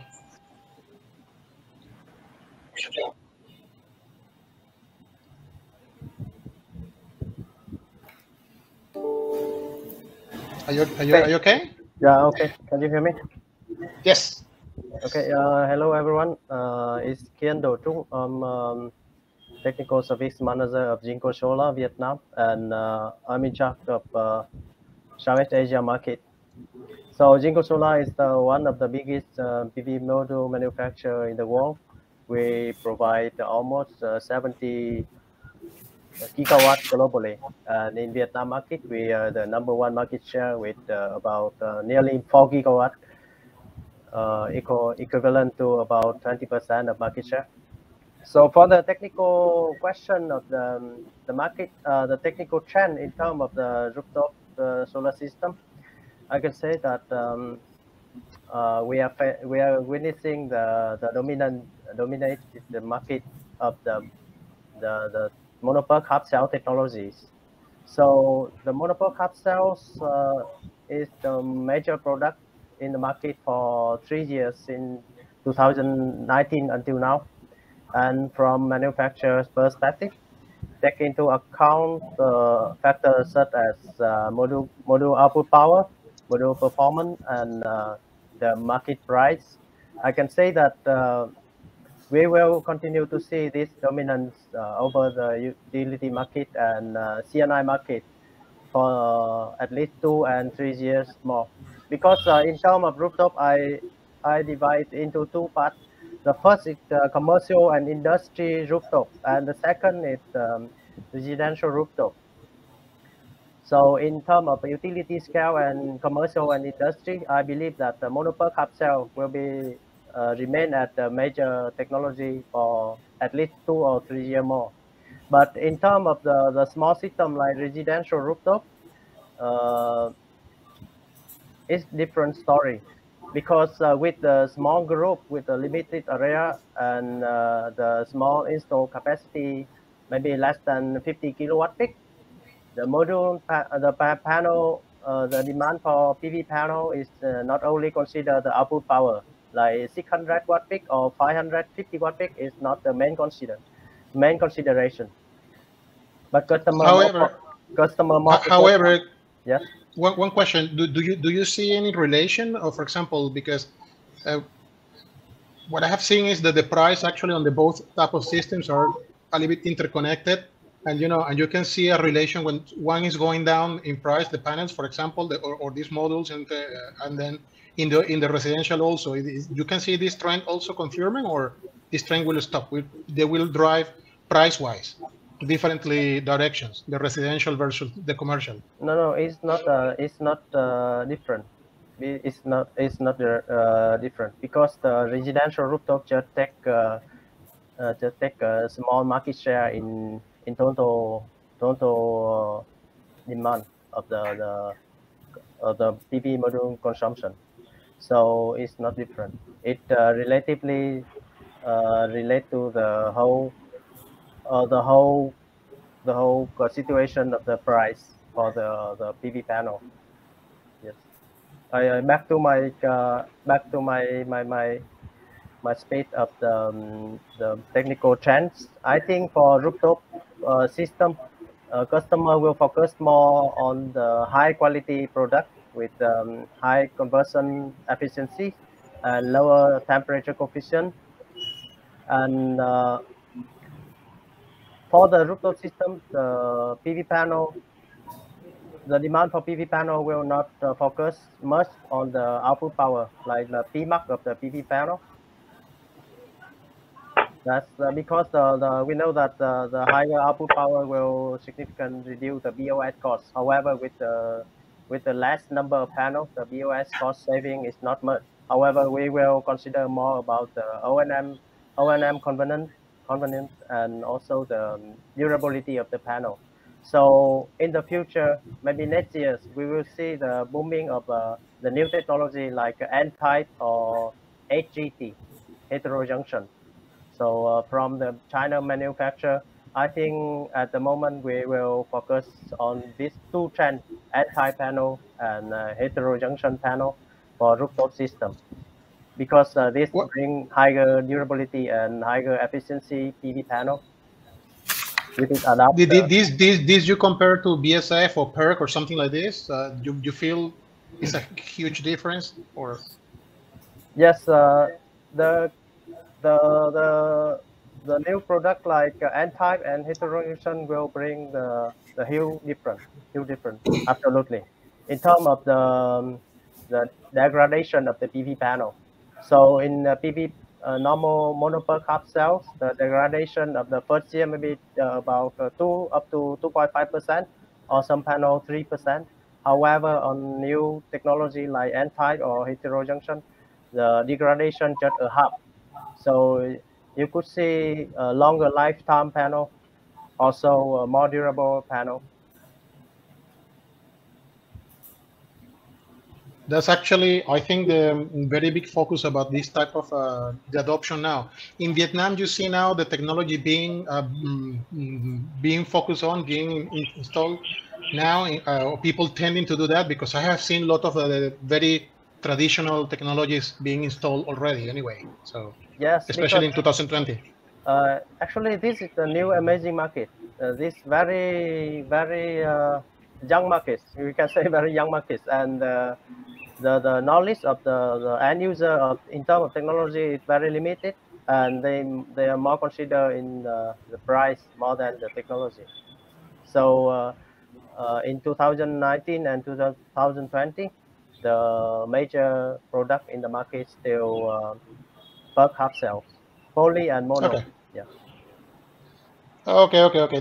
That makes sense, Kendo. I think it's that's more or less what I had prepared here. So, if you agree and you can stay and introduce and actually interact with the next part, I would like maybe to invite Mr. Pratush from Pixon to comment a little bit on the advancement, because the technology being actually adopted in the actual market is actually what is driving the newest technologies to be brought in. And we are talking about perovskite or insolite technologies, or the building integrated photovoltaic, even the floating panels, these kind of things, correct? So, and then all this durability and degradation of the panels and this impact, and you guys are actually working on this area. So can you give us a little bit insight? And thank you very much, Kendo. Please keep active maybe in this discussion. Do you think this is actually where the market is moving from your point of view, or you feel there are new advancements in the technology that actually will capture the owner's view? Thank you so much, first of all. And it is an honor that I am sitting among the top solar leaders of the world. So on behalf of complete Pixon team, I would like to greet each and every one of you by saying Namaste and Sing Shao. So now moving ahead with the question that you have asked. Like as Pixon Green Energy, we are into panel manufacturing, And right now, each and every market is going towards higher watt peak panels. Likewise, the new technology that is coming into the market, it's multi-bus bar, wire mesh, HJT, peroxide. So the different industrial and commercial players as well as the IPP companies, they're all going towards the higher wattage panels. The reason behind that is the use of less area. Because of using higher wattage panels, ultimately the area that would require to build a particular plant, it would be less. The second thing is the costing of structure that would be required. It would also go down. So ultimately, it would, however, reduce the complete EPC cost. So what client is ultimately required at this point of stage? First is definitely quality. Second thing is the technology, the latest technology that is coming in the market. And the third thing is EPC prices, because each and every company, they bid in different tenders, and maybe they do see a project, they install projects at C&I customers. So ultimately, those customers, they majorly focuses on these three aspects. So if I talk about technology, then yes, definitely the market is going towards the higher wattage panels like multi-bus bar panels. Then there is wire mesh HJT, like my friend already told. And then second thing is likewise, it will ultimately help the clients to get the complete EPC project done at a very cheaper cost. So yes, as per me, the market is going towards the higher wattage panel. It would be good, because ultimately, if we will not change our technology, then how we are able to stand with the technology? If we are keep on going with polycrystalline panels, like we are already using polycrystalline panels since last 7 years, 6 years, and now if we will not go with new technology, then how we'll be able to manage the market? So ultimately, it would increase the competition also, but at the same time, it would also help to to move the complete market towards a complete new generation of the solar projects. So according to me, I think it's totally fine that the market is going towards higher wattage panels, and it should be like we should improve our technology for that.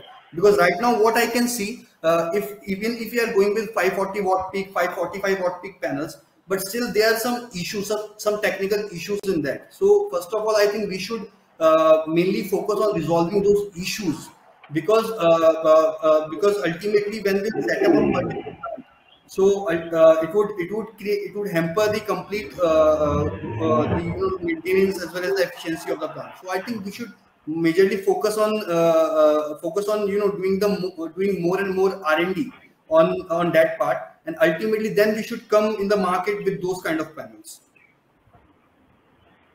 Now, one question, Pratush, is this R&D, because what I got from your intervention is basically that there is a clear drive towards the cost, correct? This is your opinion. Yes. Am I correct?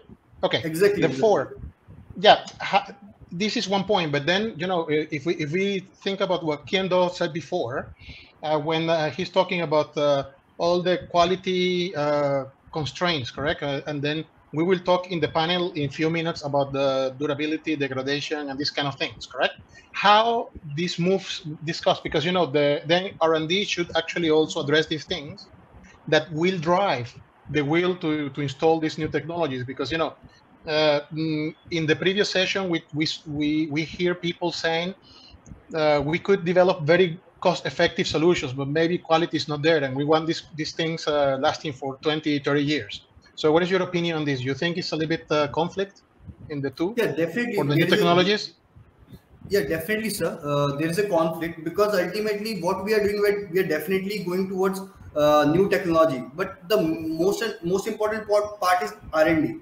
Because likewise, if we are into the market, then we should provide best services to our client, and best services come with the best quality. So ultimately, if we invest more and more amount in the R&D section, and the issues that are coming up with the new panels like 540 watt peak, 545 watt peak, 600 watt peak. So ultimately, our main focus should be to reduce those issues, and ultimately we should work more and more on R&D part, so that when those kind of panels come on a natural ground, So it should not create that much chaos in the market that ultimately the clients ultimately would suffer from any kind of commercial losses. So yes, there is definitely conflict between that. Oh, so that actually is a very good continuation for the next question, because I think there's a clear link on the what is happening. Pratush, is that there are the components, correct? So we talk of all the type of models. You have talking about the breakthrough and the focus on the R&D of the actual panels. And now when we talk about the inverters, because we are talking about interconnected systems to the grid, I would like, if you don't mind, and thank you very much, to invite Federico to see if before you were talking about the connection to EVN, and now I think it's fair enough to talk about this inverter impact. Now you have Federico, you have stuff like a transformerless technologies, and then reactive power, all these string versus microinverters and so on, power optimizer. So the first time I saw solar panel many years ago, it was just the panel, and then good luck. Now you have all these things, and what they call a smart PV. For me, it's a big chain of events, but now these technical components are at the center of it. So Federico, what do you think about this? And thank you again, Pratush, for your intervention. What do you think about this? And how can you link to this R&D need and the need to have some very stable and long-term durability on the systems? Great. Thank you very much for the question, and thanks for inviting me to the panel. I am Federico Bestiani. I'm the director of BEC.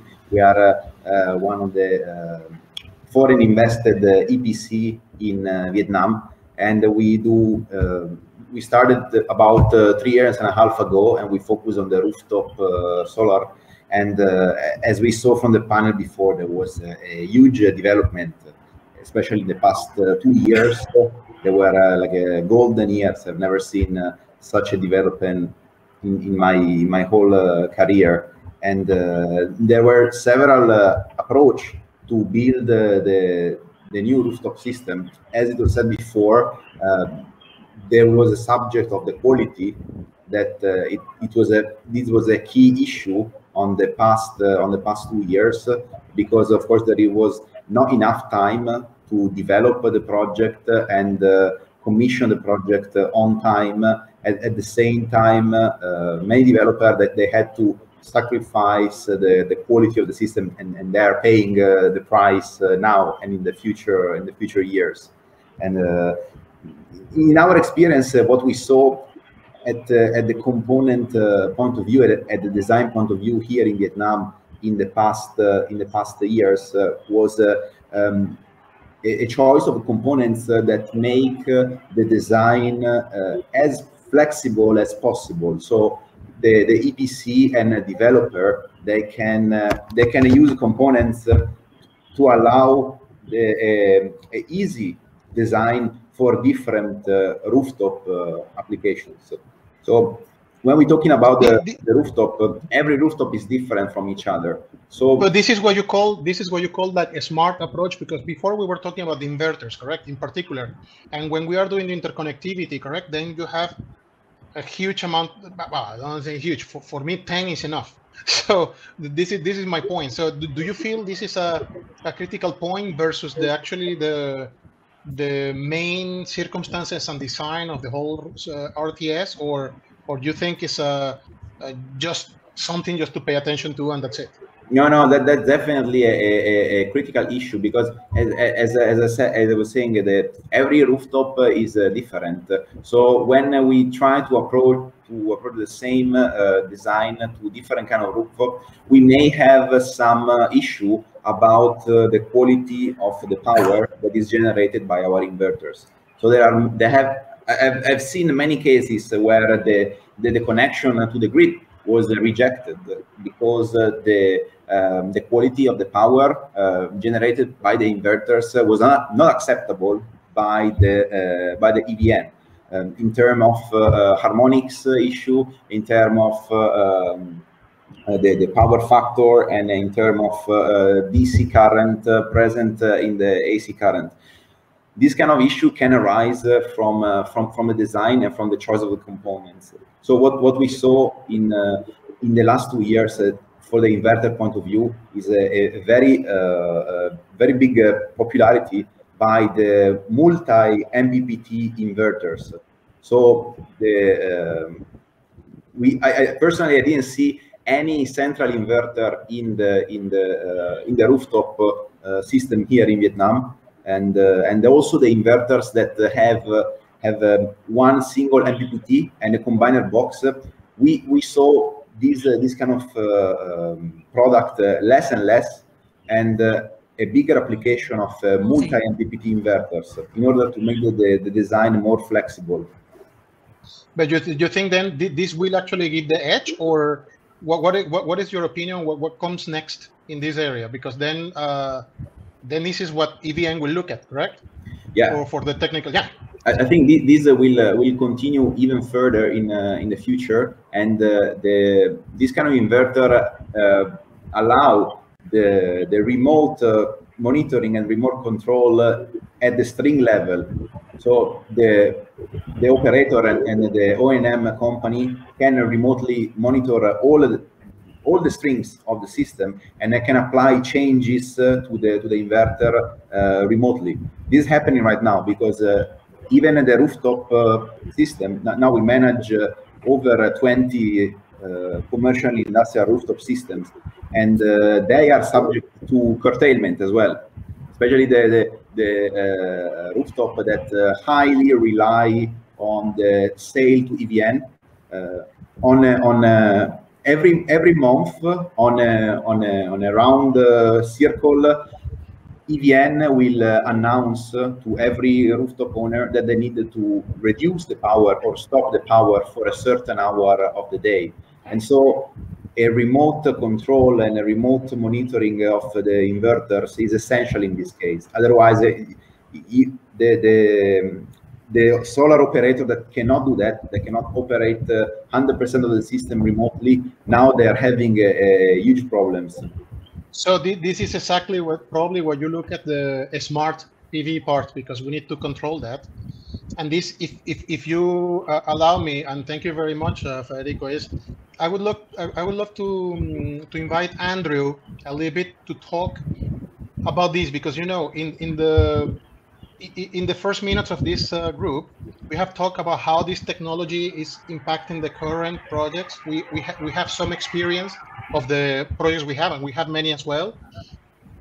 Now, in your opinion, what is exactly the impact when you talk to the project owners? Because these project owners, and then maybe the agents you have, or the EPCs that actually going through you, they expect these systems to perform in a certain way. And just Federico mentioned, even the quality of the power might be a problem. You have actually some, not regulation, but some requirements by EVN partners. So, Andrew, in your opinion, how this is affecting the owner's view on accepting these projects and your ability to supply them for these projects? Yeah, hi, Miguel. Thanks so much. Yeah, pleasure to speak during this event together with the esteemed speakers. I'm Andrew from Sembcorp, and currently we are also developing and owning projects, rooftop projects in Vietnam. So we understand the requirements, the pain, in operating projects, in making sure that things are done in a systematic and efficient manner. So I think to the owner and to the developer or to the EPC, all the advancements in terms of technology and how it really impacts the performance of the inverters, the ease of operations, without having people on site. These are especially critical for EPCs. I mean, especially during their first year of operation, as well as for investors and developers during the 20-25 years of operation. So, I mean, as what earlier speakers have mentioned, like for example, Jong has mentioned about the shift from this P-type to N-type. I think it's a really exciting shift in terms of technology, because we are taking away things like the LID. We are lowering the degradation. We are, doing away with the boron-oxygen interaction by using the phosphorus doping. I think all these will help in terms of the performance of the solar panels. And essentially, as an operator, essentially one as an question, operator. Andrew. Sorry, Andrew, to interrupt you. I have a little question, because when you're talking about all these technologies and what you're expecting, I share a little bit your point of view as a developer, correct? Then the thing is, when you have issues like a little bit inherent to the panels, like a delamination, or maybe these hotspots or something like this, correct? And you just mentioned a couple of them. This is something actually the project owners do look like, their engineering teams, they look into this, or it's just for us? This is very important for us as developers, correct? For you and me. Yes, correct. I agree. How do you feel the owner's reaction to this type of, for us, problematic item for them? I think to owners, they are also concerned, because they are putting the whole system on their roofs as well. So it's critical. I mean, even in terms of inverter technology, like for example, some developments in inverters, we have IV tracing, available in inverters. We have the AFCI technology coming up. I mean, this is a way to address loose connections in the system, whereby it can be a fire hazard. I think these are important considerations to owner, because as an owner, I wouldn't want the system to be a potential fire hazard that could have detrimental impact to the operations as well, right?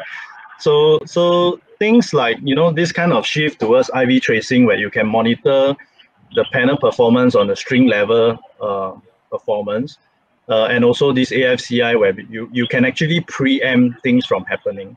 I think it's extremely critical to owners and users of the system. Well, but actually, I share this view, Andrew. I think it's critical that we tend to use and then back to produce the point where our R&D tending to reduce the cost and to be more efficient. Of course, we want that too, but then we have some challenges that have to be addressed actually directly to the owner's operation and to our tenure of the project for the next 15, 20, 30 years. So if you allow me, I would like to do something. Because now we are talking about these challenges of these owners and basically our customers, and then one of the frequent questions come to me, and it's actually the next question on there. And if you allow me, thank you, Andrew, to invite also Lorenzo. When we talk about the storage, because this is also a technology that hooks exactly into this. You have durable system, but we produce maybe too much. And Federico said before, EVN cannot sometimes not take this power, this overspill, let's say that. So now, Lorenzo, what have you seen on the requirements of storage? Do you think the options now are available? The owners want them? What have you seen? Should they buy storage for themselves or a group, like in an industrial park, and also buy one for everyone? What do you think? What have you seen in the market that would impact this, Lorenzo? Yeah, thank you for the question. With the Total, we are developing, or we are working on different potential energy storage projects also for Vietnam. The point, I think, is that technically or technologically, it's available. It's just a question of making it economically viable. And what we see at the moment is that this is still not the case. And it could be the case in some instances, but it's very much linked to what the tariffs applied by EVN are. Just basically, for example, even on small commercial establishments like a 7-Eleven or something, The difference in between the daytime tariff and the nighttime tariff is so big that it would be possible to do arbitrage and basically have an energy storage system pay itself, okay? Because the gap is very big. But you are depending on that being economically viable on the tariff difference. And EVN or the MOIT could change that overnight. And at that point, the system doesn't work any longer. No. But then one question, Lorenzo. Now you're addressing, and all the guys we talked before, you're addressing a little bit of the regulation, correct? Because it's a little bit the incentive they did at the beginning, and now the turn of events on the pricing. But if you think about the storage specifically, you can see the price of a storage maybe cut in half every 4 years, correct?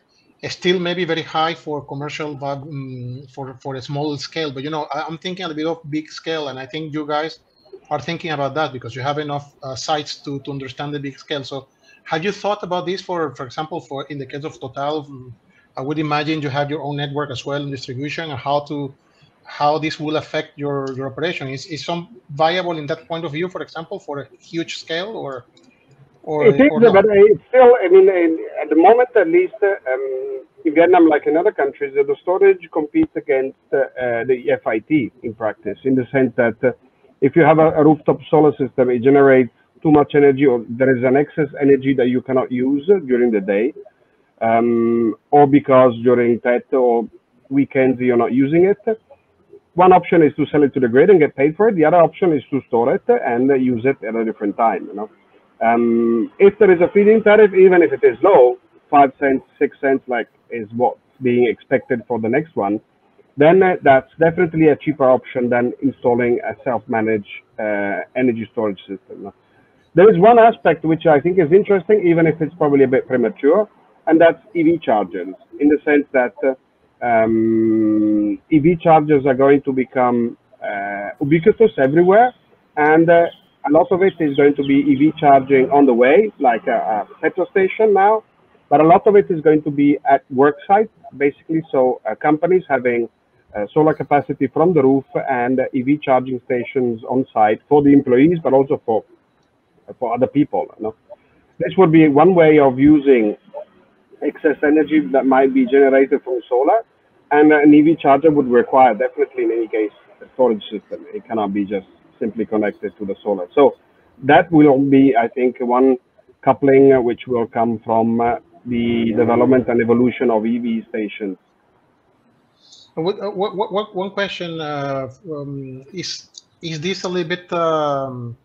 Have you seen these EV chargers, like say, as part of your owner's team? Because as an owner, I've seen they have maybe few, but not as a central part of their own strategy. This is something you see in the happening now, Lorenzo? Well, I mean, there is a lot of different business models around EV chargers, and it depends very much on the specificities of the country. Because Singapore, for example, is very small, so I mean, the autonomy of 200 kilometers, which an EV typically has, is enough for a week in Singapore, while Vietnam is a big country. So you don't want to venture from Ho Chi Minh to Hanoi without the certainty of having a EV charger every 100 kilometers or so, which is not there at the moment. But I mean, I think that there's going to be a lot of different business model surviving or basically flourishing at the same time.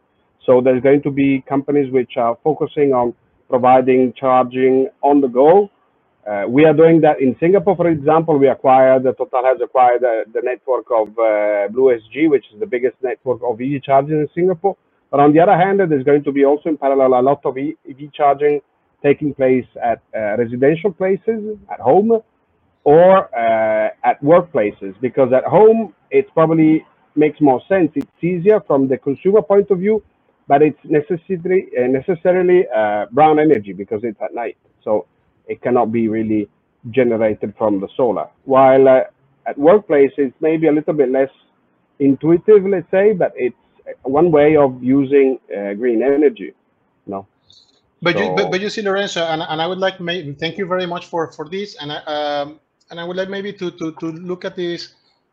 We talk about these technologies, the durability of the system, the way we are actually adding components all through it. Now we have this series of massive assets, and now if we are talking batteries and storages, correct?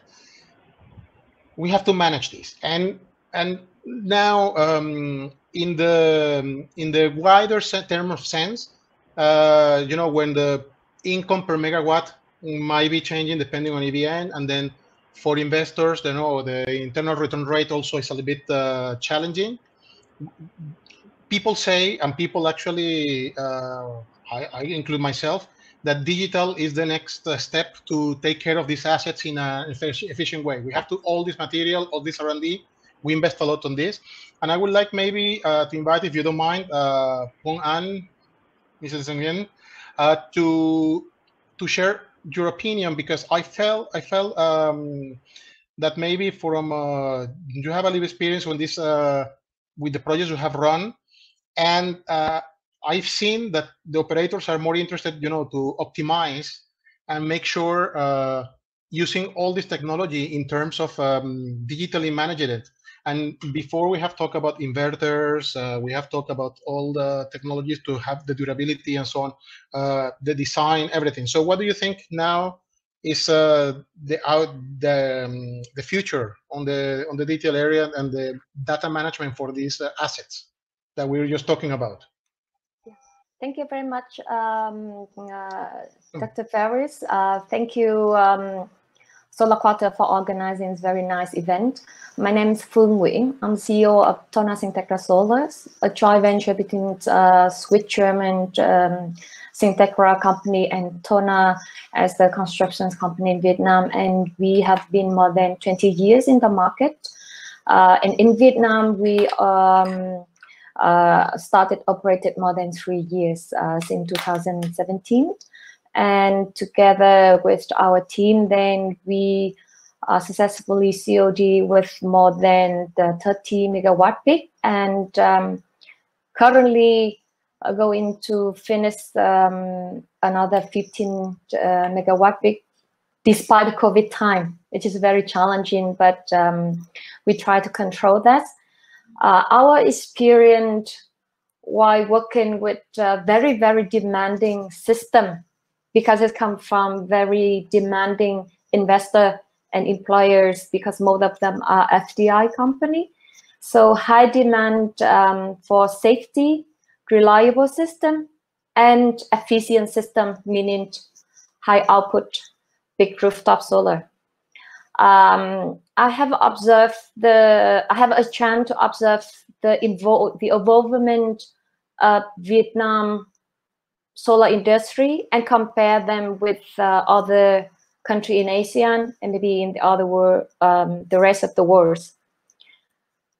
The very important of the next phase of Vietnam particularly is to manage our system. It means to manage what we already invested. We invested for 20 years, but if you can check, it's rarely to have a real-time data. Even though all the inverter offer their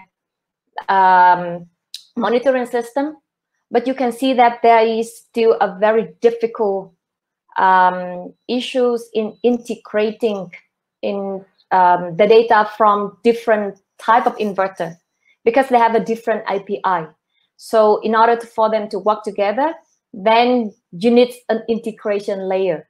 For example, then you have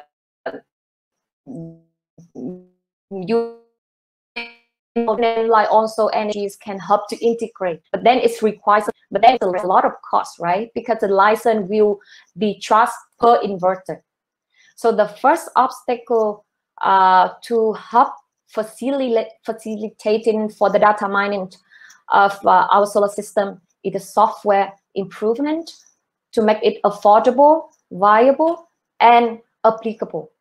So the need is there, but whether that is affordable or not, right? Second things, it's not just software, but then the components. There should be a full investment and equipment for our solar system from day one that we design the system. Because every single detail while you construct, what construction installation will impact the latest efficiency of the system in the long term during the O&M. So we are the EPCs, and also we own our system. And we observe with more than 20 years, we've seen that without managing properly the system by digitalizations, especially in Vietnam, tropical climate conditions, the system will be more and more negatively impact, especially in output safety.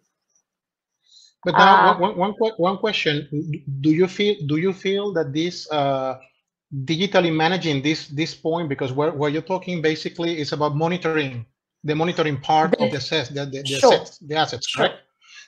Now, there is a second part that actually is linked to your point, is the financial also, because you will say, okay, what are the systems that we need? But do you feel we need financial asset, or do you feel it's built in your process normally, or you don't think this is, because there is the depreciation, there is degradation, there is replacement, there is part of it, correct? So I just wondering if it's linked or not. It's linked, and that could be both. So digitalization could be a must. It's that's unavoidable trend. But before the digitalization, then we must have a data. And then we have to manage the data.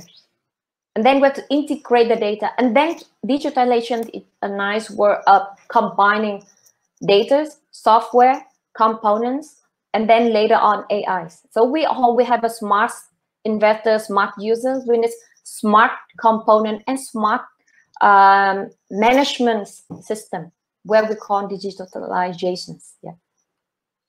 Okay, this is actually the key, and I would like, if you don't mind, and thank you very much. One thing I would like to have some comments from Sharat, because now what Mrs. Nguyen she just said is, now we're talking about and I think everyone in this panel have heard about AI on this, machine learning, these kind of things for the solar panel only, and before many years ago, this was considered the very low tech brick and mortar industry, correct? Now we're talking about artificial intelligence, self-management of the system and so on. What do you think? Because I think you have been working on this type of thinking previously, Sharat. So what do you think this is the next step on the digitalization? Thanks, Miguel. I am Sharat Singh. I am CEO at Quadricle. We provide AI-driven tech platform primarily for yield optimization. So I think we heard from the previous speaker about the importance of digitization. We had a lot of conversation about the challenges of CapEx versus quality. We're primarily in the business of saying, given whatever investments you've made, how do we improve the yield of the assets? And we've had tremendous breakthroughs in terms of being able to manage and improve the yields in a variety of different settings. So given that you've made investments, given that there's going to be always a new technology coming up, you want to adopt those new technologies in fewer plants, how do you continue to improve the yields on current plants? So the good thing is those technologies have existed for a very, very long time in different industries. We've been able to do some of that transfer learning, bring those technologies to the solar platforms, and we are using them quite effectively. And that's the future. That's the future in providing the precision and the automation that can happen through those decisions. And do you see people in Vietnam actually focusing on this type of technology right now? Or is a little bit on the first step in this, because the systems are basically new. So I was wondering if you have had this type of exchange already in this market, because I know in other markets, for example, I'm sure Mrs. Nguyen from Syngenta in Germany, they have this type of thinking for a long time. But I'm wondering about the Vietnam application. I think, as a few speakers already said, Vietnam is still in its early days. And this is the time to kind of put some of those investments in terms of the data and digitization. Otherwise, as the assets grow older, given the type of environment in terms of weather and humidity, it can be a disaster sitting on assets that you have not invested in data earlier on. You don't want your money, you don't want to leave money on the roof or the table, as you say. Please no.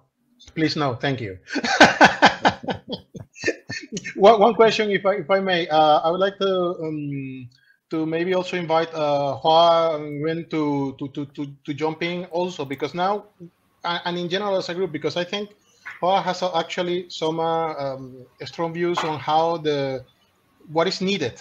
And I will not talking only about software technology, but what is needed for the current stage. I think the cycle for 2021, I will say the Q1 2022 is already decided. I will say so, and we are now actually entering into a point how we connect all this, and what is the technology we saw before this Solar Lab software for developers and so on. Now we talk about AI. We talked before about digitalization of the assets. So what is the next step, Hoa? So do you think this is how this will happen? I think, can you connect with Sharat in this view, or is completely different? Okay, for all, I would like to express our pleasure to be here to share our view on the question. So I'm Hoa from Solar Energy Vietnam, and since the time is almost run out, I will jump directly to your answer. So everyone already mentioned all the key points, and now the point is we the market will decide how we will synchronize all of the input factor, like technology in panel, in the inverter, and even in the policy point of view, and also the storage point of view, because as we all know that in the future, it will be the combination between solar PV and storage system. And I know that from my point of view, from my own experience, I know that a lot of investors already have say, consider the fact that they might not have any feed-in tariff, and then they need to consider storage system is a substitute option for the excess energy, and also combined in combination with EV charging is booming, not booming, but will be the mainstream soon. So it will be a very good, very perfect combination with solar system, storage system, and every charger. Because you know, in the factory, in household, you will have a lot of EV soon, electric vehicle soon, and those kind of vehicle need to charge every day. So it would be the very good combination, and we do see But in your opinion, and don't worry about the time, because actually we started a bit late, so then we have a few more minutes, so it's okay. And the question for me would be, do you feel the focus is more in the design and sizing of the systems, for example, for digital and software coming for the current stage, or more, or people should already start thinking about how to manage the systems they already installed? Because this is two different stories, correct? One thing, many developers are focused just in design, but for my own experience in Sharok, we have the design and the management already built in. So my question is, the focus in the market, what is your opinion? Because you have been around, correct? So what is your opinion, people focusing on? I think they will focus on both. First is for the current system, because last year we did see a huge number of new systems, and all of them, I say a lot of them with the not good quality, because they did some trade-off between quality and time. And then now the question is how to optimize, how to make sure that those systems will operate with the high yield. And I know that now they are correcting their mistake from last year and previous year, and that is for the O&M and asset management company. But in the meantime, I also see some new investors come in, and also MNC. They are looking for the new new system, because actually we have a lot of solar rooftop in the last few years, but in the real life, in the industrial part, it's not that much compared with the full potential. So in the future, I still see that it is a very huge market. And currently, our company, we serve a lot of MNC, and they do it one by one, because they have mission with net zero. They have mission with reduce CO2 emission. So one by one they will do, and we all agree with that from previous section and also current section. Well, I think we all can agree with that type of view. Now, and we don't have Q&A, so that's why I'm allowing myself to do this a little bit longer. I would like maybe to open the floor to all the speakers to for maybe one question, where in general, because we have a focus on the actual material, we are focused on some of the components, how to manage these components, I will say so. And then now, what you are saying, you have seen this, because this is new, you have seen the people actually rushing through it now.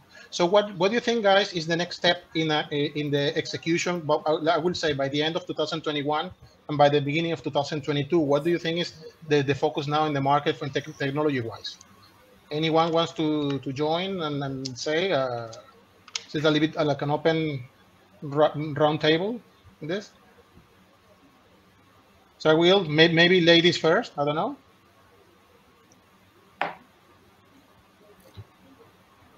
So until we get there, at least one of the thoughts is, look, I mean, it's an industry. It's a very, very challenging industry, right?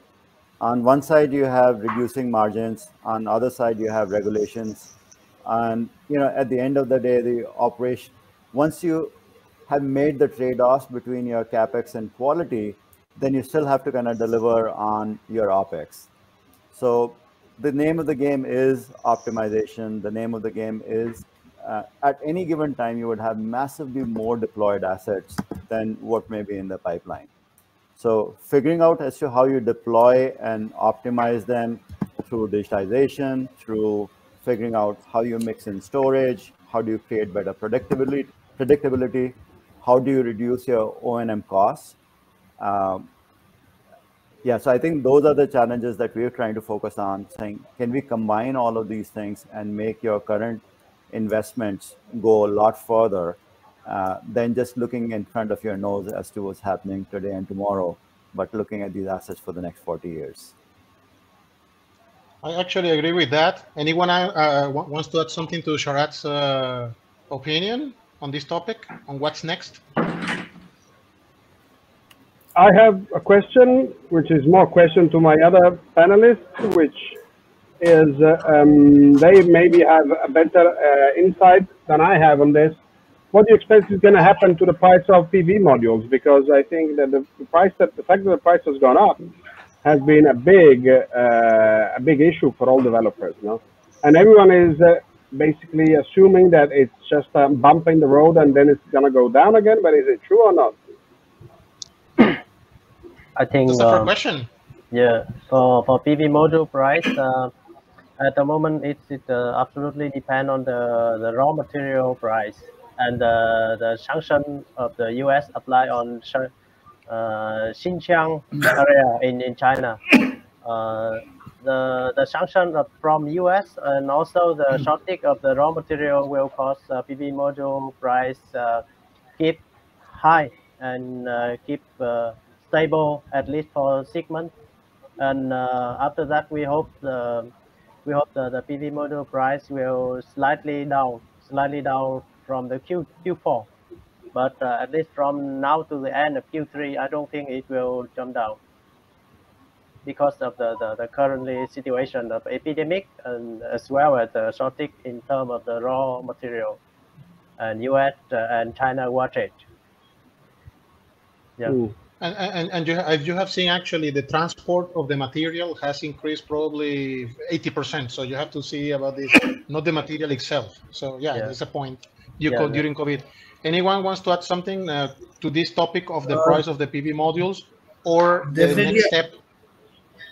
Definitely, I would like to add one point. Likewise, being a module manufacturer as well as an EPC company, because we are looking towards both the aspects. First is module manufacturing, that's definitely. Second thing is EPC. We are into EPC as well. So seeing both the points that like Mr. Lorenzo just said, that prices are going high in the market, and it may be due to corona conditions, it may be due to the excise duties and all. So yes, definitely the prices are going high, but ultimately I think it's not just about that the prices are going high, but I think from government prospects also, the policies of the government, should also change according to the according to the prices of the market that is going on in the market. And ultimately, likewise, we are coming up with new and new technologies. So ultimately, those technologies has come in the market with some cost involved in the R&D part. So ultimately, definitely the cost will go high. But there is a big role that should be played by the government also in that part. Likewise, if corona conditions are not that good and due to which the prices are going high, maybe duties they are imposing, maybe the transportation cost that is increasing. So ultimately, government I think should bring some good policies at that point of time, because ultimately this market is very vital for each and everyone, and ultimately also versatile, because prices keeps on changing. Likewise, if we are buying the cells today, ultimately in a week time or maybe after 5 days or 7 days it will change, just as the case with wafers. If we take the frames, then cells. So I think we should more our government should more focus on the policies part, and it should benefit all the manufacturers, because if it will benefit the manufacturers, then only we would be able to provide the benefit to our developers, our EPC players, and ultimately it would ultimately benefit the final client, the ultimate client of the project. Well, if you don't mind, I would like to close the session. Thank you very much. I think it's a good closing with this, because yesterday we talked about the market opportunities, and then we talked what is needed technically for the large systems. Today we talk about the regulatory outlook, and now about the trends that actually bringing new technology into the RTS. And what you're saying is now we need to integrate with the policies that are coming. So I think it's a very good closing to 2 intensive days of discussion, because this is exactly where we all will be ending. We need to really react to this type of policies and find out, because even the prices are being driven by some of these policies as well. So look, I think I'm very honored to have been sharing with you today. Thank you to Solar Quarter and First View events as well. You guys have done a great job, and then put an impressive panel of experts online. So thank you very, very much. And I guess I will pass on to Thank you, Priyanshi. Miguel. You're welcome. Thank you to all our esteemed panelists for such an insightful session, sparing your precious time and extending your support to the event. Miguel sir, thank you for moderating the session today. The discussion was really great. So I am handing over to the platform to Ms. Geeta to start with the award ceremony. Thank you. Stay safe, Thank everyone. you. Thank Take you. care. very much. Thank you so much. Thank you so Thank much. you It was very a much. pleasure to have Thanks, you all. Miguel. Thank you. Thank you, guys. See you soon. Thank you. Thank Bye. you. Goodbye. Good day. Goodbye. Stay Bye-bye. safe. Have a great time.